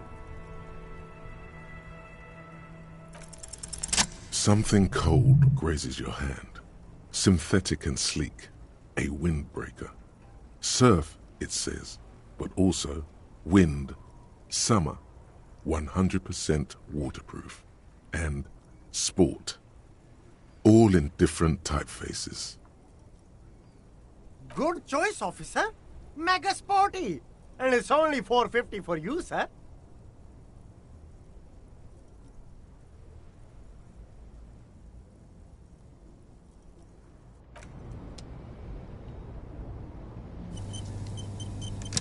You see two lowly, defeated speakers, thralls, slaves basically, perched atop them like conquerors surveying the land. A pair of found, durable wear sneakers, ultra serious. I can see you with taste for luxury, officer. Can't keep your eyes off those sneakers? A pair of found ultras. The design is impossibly sleek and simple. A futuristic silhouette with a sleek monochrome colorway, a jet black upper, and a silver-lined midsole. Dedicated, victorious, sporty. These found sneakers are a must-have for a track and field legend. Those sneakers, mister. Those sneakers are the latest found sneakers. Super air, super fine, super cool. Only 50 real. Only? That's madness. Found Ultra. Wear the future. You remember the slogan from some magazine. These once respectable speakers have been conquered, reduced to a mere prop by the indomitable Found Ultras atop them. A small heat emboss on the veneer reads, Solidarity Aid from the People's Republic of Samara. The speakers themselves don't seem to display any magical qualities. No, don't look at the speakers, officer. Look at the sneakers.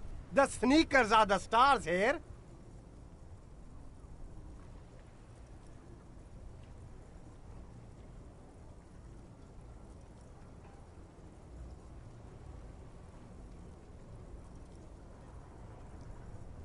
These, officer?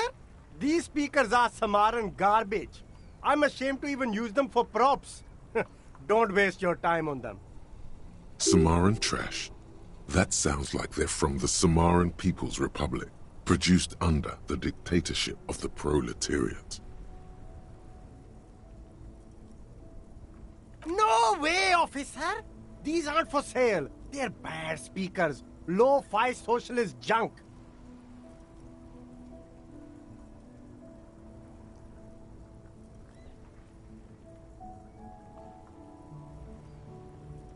Well, if you want them... But see, they are the pedestal for my sneakers. If I let go of the speakers, where will the sneakers go? I can't leave premium lifestyle sneakers on the ground. If, on the other hand, you wanted to buy the sneakers too, I could maybe throw in the speakers for little extra. 50 cents? Damn, so you have to buy the sneakers first.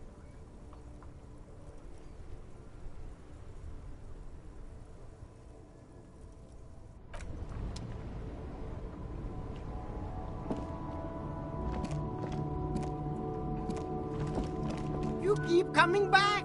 That's good, officer.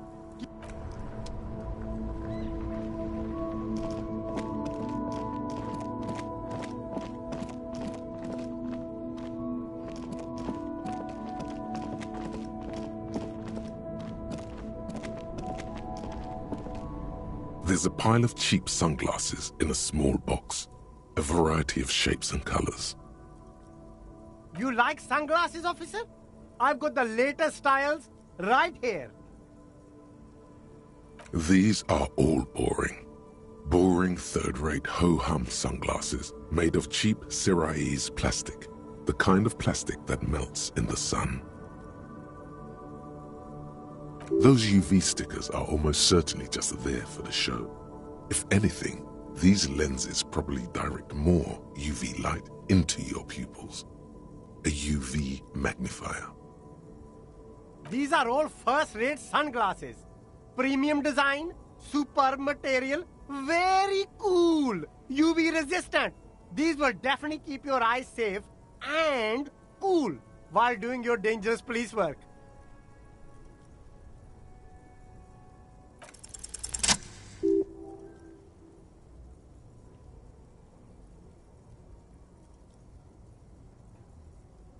Oh, very interesting choice, officer. Very high culture. This is how a sea monster sees the world. You've become a sea monster. Giant, hidden, and strangely tender at heart. All is blue. Alright, but these actually make your vision worse. It's like literally being underwater. Wow, officer! You look so cool! And they can be yours for a mere 3 real. My regular customers have passed them all up because they've got no taste. But you found them. The lieutenant tilts his head and steps back, eyes narrowed in a thorough examination. It's a case to him. You look like a musician. Like a blind musician. But you could do worse. Take them if you want.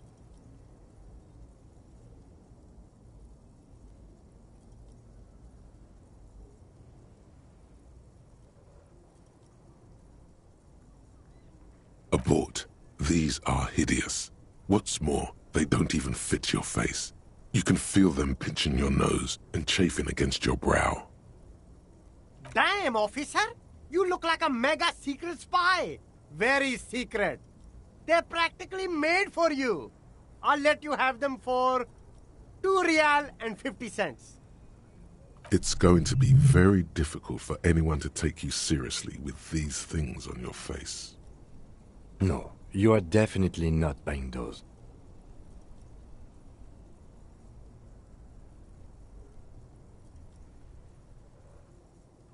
Are you sure? But they look so good on you. You should think this through, officer.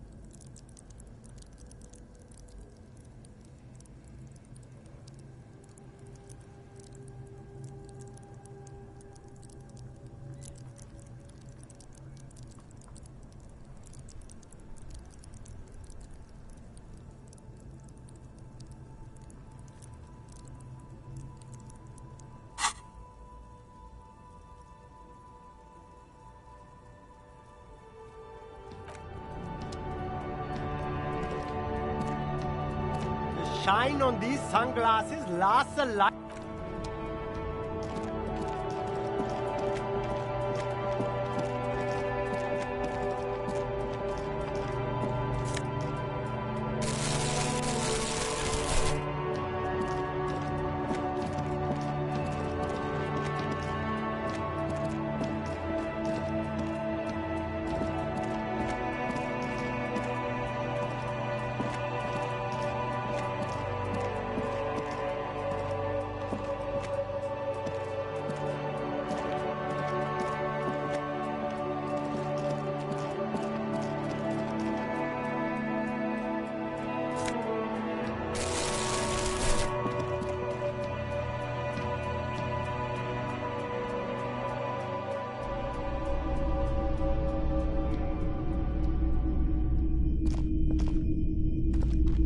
Hello again. How can I help you?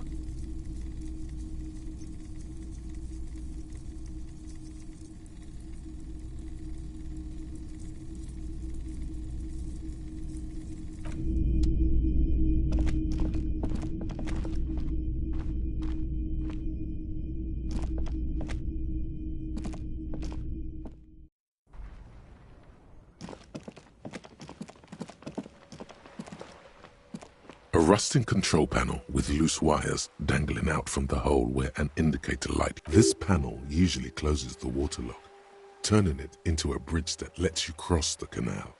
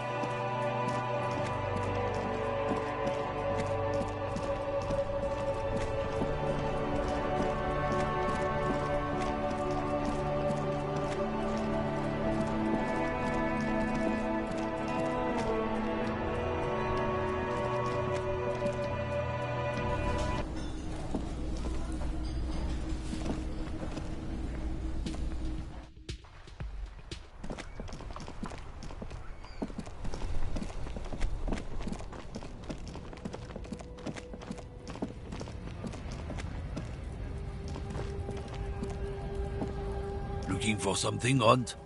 Come to tell me to fuck off again? Drugs? They're shit, man. I don't let anything pollute my body.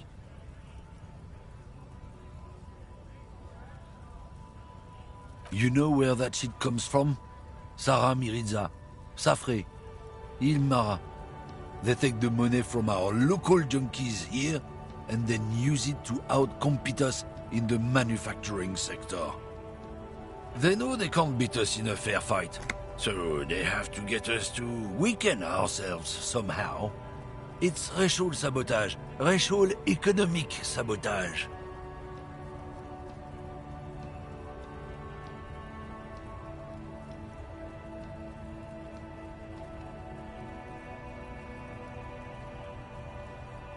Not in, not out. I'll never betray the purity of my tribe. So you're telling us that you don't know anything about drug smuggling through Terminal B? I don't know shit. And if I did, I wouldn't tell you. What do you think? I can't leave the lorry unguarded. Stuff's been getting looted lately. It's those little kips sneaking around at night. If they touch my stuff, the bosses will be on my ass like ass cancer. There was a bunch of spilled boxes in the back of a big lorry nearby.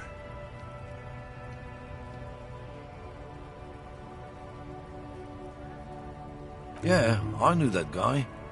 He was an honest driver who loved this country. We were having a good debate about genetics at the Wheeling in Rags. when some kip boys smashed his lock and took damn near everything. Lost his fucking job over it. Since he left, I haven't had anyone to talk to. If they were getting drunk inside the whirling in rags, how could they know who broke into the lorry?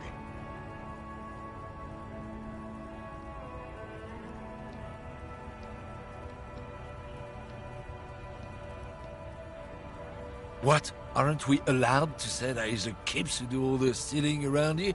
That's not road to science, man.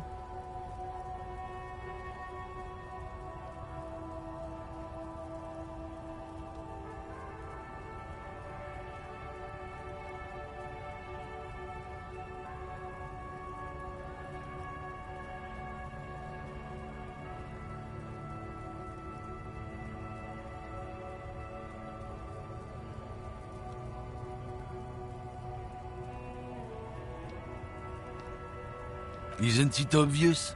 Fucking Sealang, that beady-eyed South Samaran. His little side business is a scam. I wouldn't be surprised if he was peddling drugs as well. He's a Samaran guy who likes to pretend he's some kind of businessman. Really, he's just selling his employer stuff. Stuff he stole after he broke the seals on his Humanox lorry. Just follow the smell. It smells like apricot and oil when you're nearby.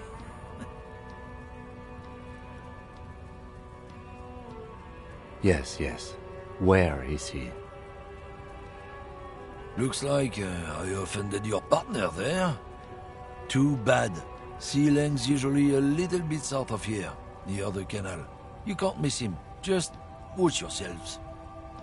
His tribe are natural liars. It's in their blood. He's your man, all right? 100%. I wouldn't be so sure about it. Not until we've heard what Sealang himself has to say. Guess so.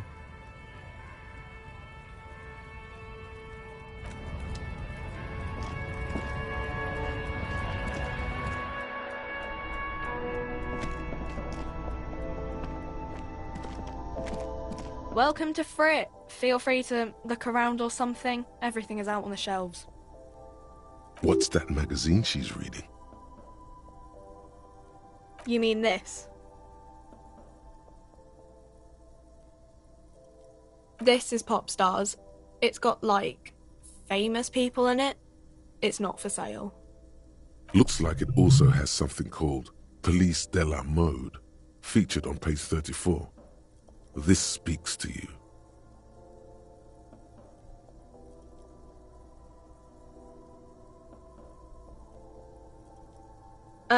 It's where they rate different outfits famous people wear. It's kind of funny. They're kind of mean. It's about who's the most stylish.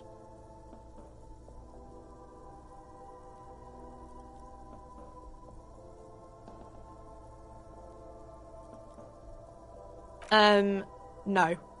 I don't like it. I hate it. We are not the fashion police. We're the real police. I don't know. Frit?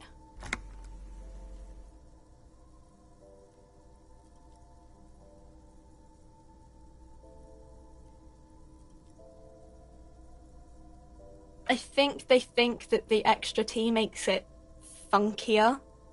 It doesn't. The story goes that normal Fritta, with 2 T's, a men's workwear shop in Vredefort, was already taken. So when Fritta Retail Inc. grew into a multinational corporation, they had to add an extra letter to avoid trademark infringement. I don't know. A 7 to 11 grocery store? I think they... The story goes that normal Fritta... You mean this? This is Pop Stars. Looks like it also has something called Police de la Mode. She pops her raspberry-flavored bubblegum and nods. Her shoulders tense. She shuffles back only slightly. The lieutenant frowns at you. before turning to the clerk with an apologetic half-smile. You mean this? This is Pop Stars. Looks like it also has something called Police de la Mode, featured on page 30. Yeah, they're kind of boring, but, you know. Okay. I'm not really supposed to be chatting to anyone, but... A warehouse? I don't know. Maybe. I don't really care what Frit does.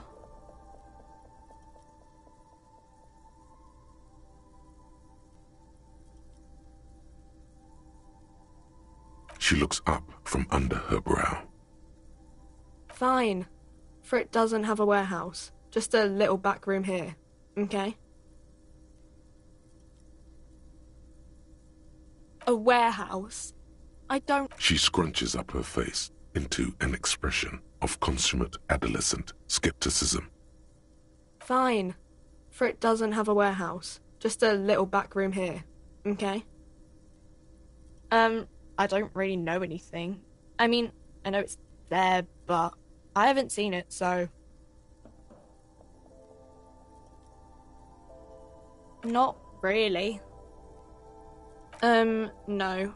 I didn't know him at all. I don't know, really long.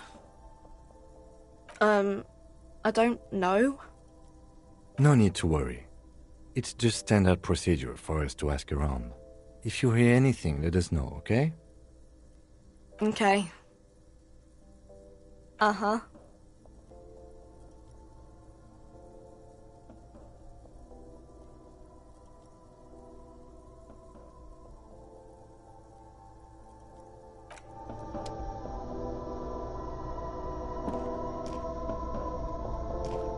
To the left of some croissants and juice bottles, you see several packaged raincoats fill a low shelf. One is missing, the one you legally purchased.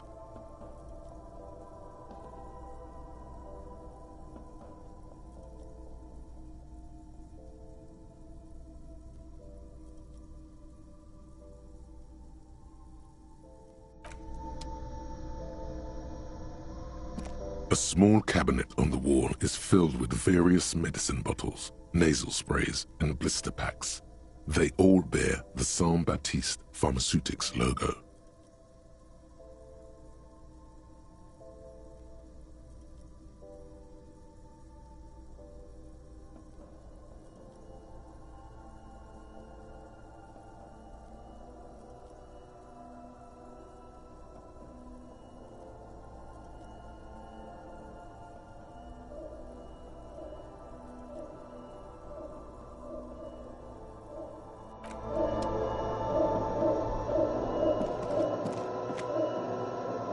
The tear machine stands in the corner.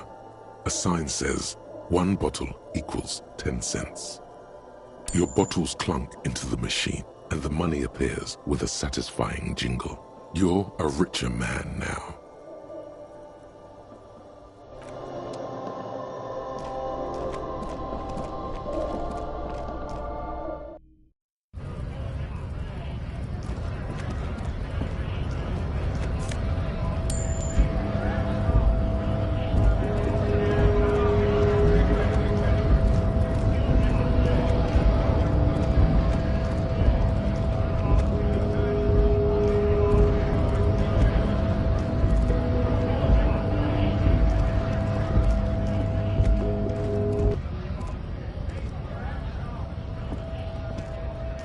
Stuck in the traffic jam.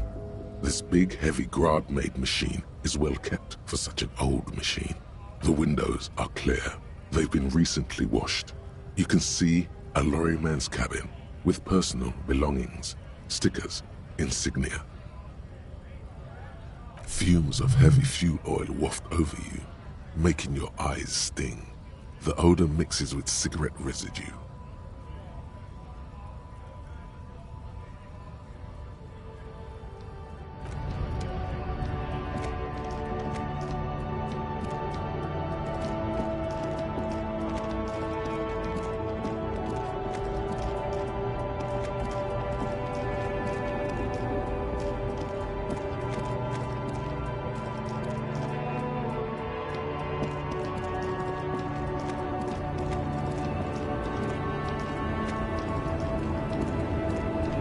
woman still has her eyes fixed on the photograph in her hands. In the background, the radio plays. If you want her attention, you may need to be more forceful. Where am I? Who are you?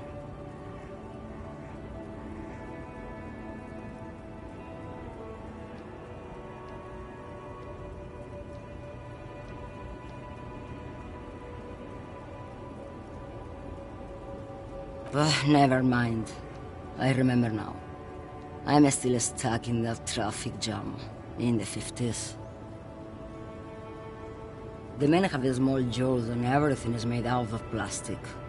Why do you need plastic when you can make the world out of amber? Back in Mecca, during the time of the revolution, the sidewalks and cafes are filled with young people. I was on my way to see a new Boyadero picture starring Gabriel Buenguerro. Until you came along, that is. This is Gabriel Buenguerro. A strikingly handsome man looks straight at you, his head crowned with a wide brim hat. His hair is dark as an oil slick, and his jaw the most perfectly chiseled thing you've ever seen. This man's got a hold over her. Even 50 years later, you can feel it. He was the biggest star of his day. Girls used to faint in the aisles of cinema whenever he came on the screen. And schoolboys used to memorize all of his lines.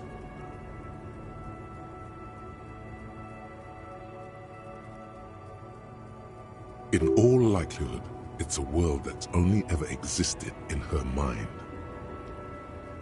Someone was.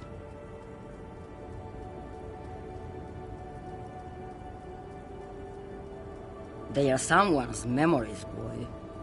What difference does it make if it's me or not? They're beautiful. That is all that matters. Beautiful and true. And they will win. They're coming for this, you know? All of this.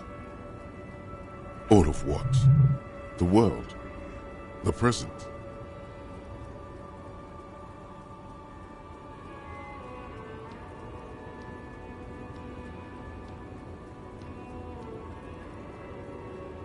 I wasn't dreaming. I was there, Lawman. It was early spring, and the man behind the black sun had just come out. The posters were 20 meters tall. Everything was golden. While you, people, were tearing each other apart over your petty little revolution, meth was a golden age.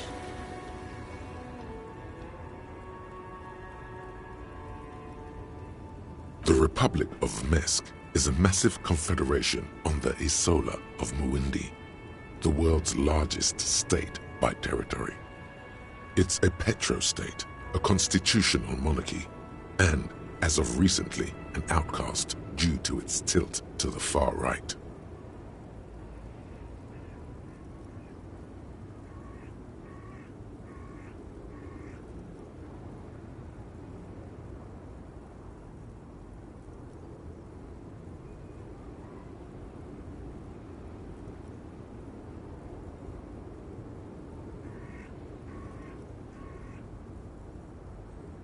Why not, Harife? It's not like I have anything better to do in this hellhole.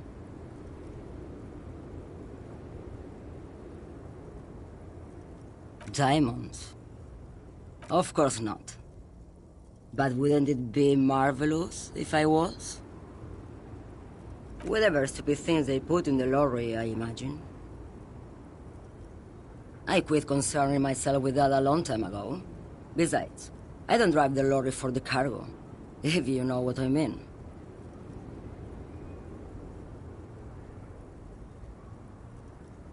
Then it's contraband, Lawman. What? Do you want to take an old woman in? Be my guest. Lock me away like Bad Hand Hermenegildo. Bad Hand? Hermenegildos's bad hand. strangled 300 people. What can I say? Some people just really like strangling people. Diamonds. Of course, whatever stupid things they put in the lorry, I quit concerning myself with that alone. Of course it does. What did you expect? Of course not. To truly understand the boyadero, you need to listen to On the Western Plain. A boyadero, boya for short, is a cowherder from upstream Magritte, the great steppes of northern Mesk. He is a rugged individualist and explorer. It's an old ballad about a young girl who falls in love with a daring boyadero. He promises to marry her as soon as he returns from the Western Plain.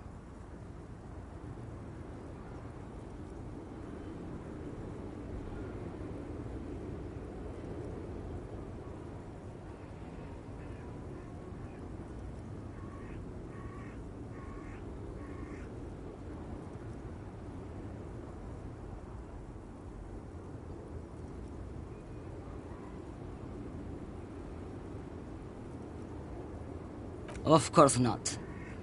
The boyadero returns from the Western Plain a changed man. One night, as he and his beloved are out walking along the river Magritte, she pleads with him to give up his riding and settle down. In the background, you can hear the orchestra swell as the screen fills with the maiden's imploring eyes.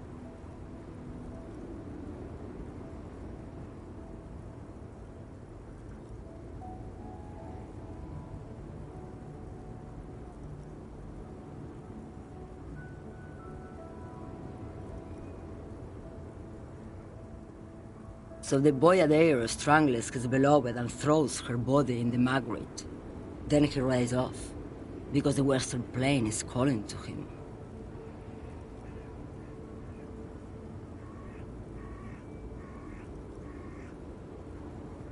You have to understand, a true boyadero needs a whole horizon to himself. He can't be tied down by man or woman. His beloved was selfish. She didn't know what it meant to love a boyadero. She's just a distracted old woman. We should maybe let her get back to her things. So he doesn't think she's a smuggler. You hear that, Lowman? I don't think your partner likes you spending too much time with me.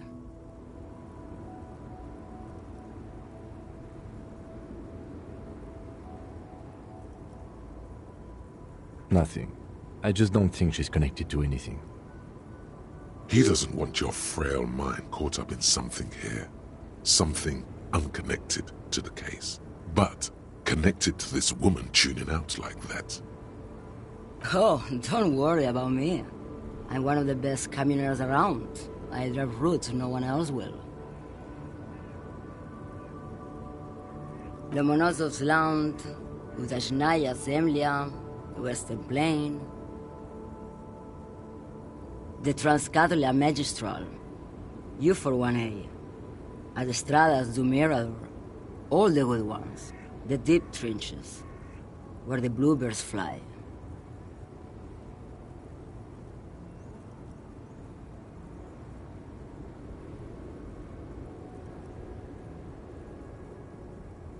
You're right, Lowman. I'm the one who should take my health more seriously. Thank you for looking out for me. A correct appraisal. You're quite shabby. Is that all you woke me up to say? What do I need drugs for, Lowman? What I see, what I feel, the great adversary, no drugs can compare. Yes, there is a protagonista and an adversario. I am on the side of the adversary. There's no coming back from that hole.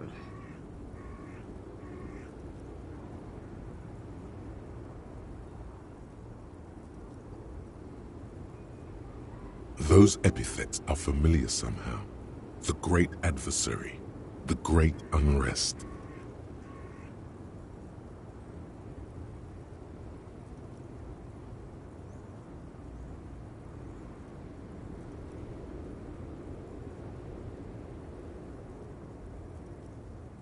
Then what were you getting at? Maybe if she thought you're corrupt.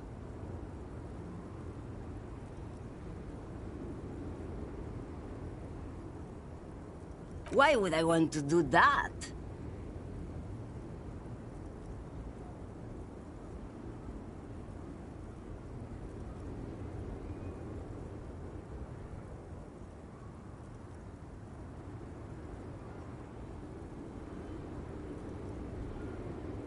Loman, what in the name of God are you talking about? Maybe. Probably not. Makes no difference to me either way. Just this month, I made half a dozen trips from Saramiriza to Grad, on the U41A.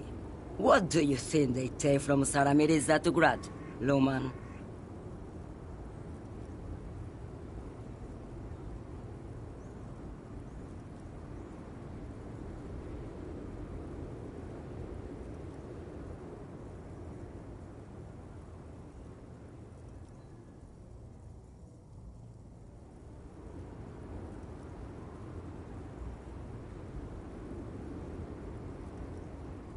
No, Loman, diamonds.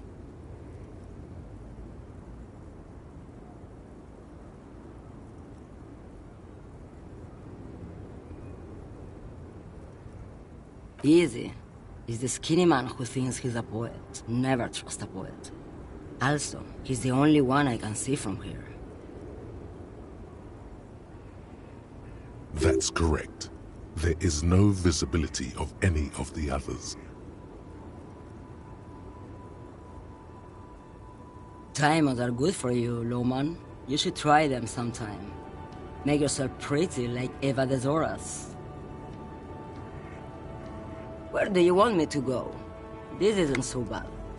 I can listen to music, or the seagulls.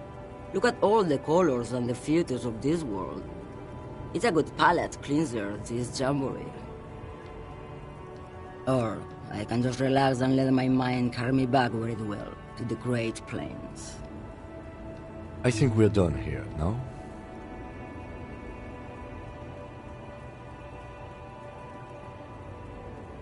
Yes, go. Enough jamboree. I need to get back to Mesque.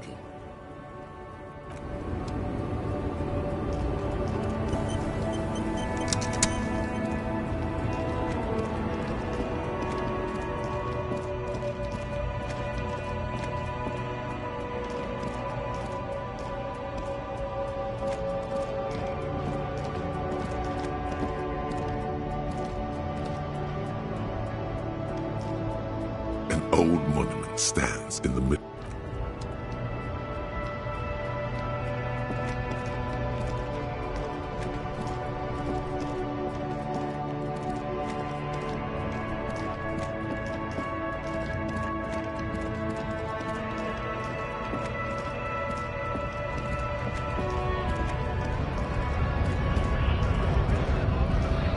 Right to work! Right to work! Shame on you! Things are busy enough. You're going to waste less of my time? The hulking man oozes stark skepticism.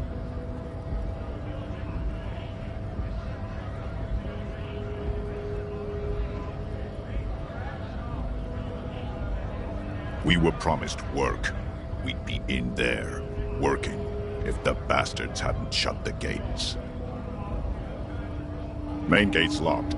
Would take heavy ordnance to bust it open. Could try to get in through the secretary's office. Door's locked. The guard's blocking the way to the access panel. And I don't mean the scrawny mess punk either. I mean head measurer.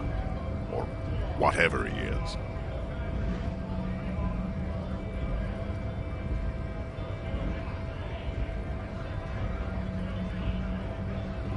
Huge Seminese guy standing up there on the overhead passage. Won't let anyone by. The access panel is right behind him. Bad. Standing on a narrow bridge, he's got a strategically advantageous position. And he's trained. I don't know how the Union has a trained killer up there. But that one's no joke, and my men are tired and hungry. They're workers, not fighters. Why don't you go arrest them instead? I'm sure they've done plenty of criminal shit.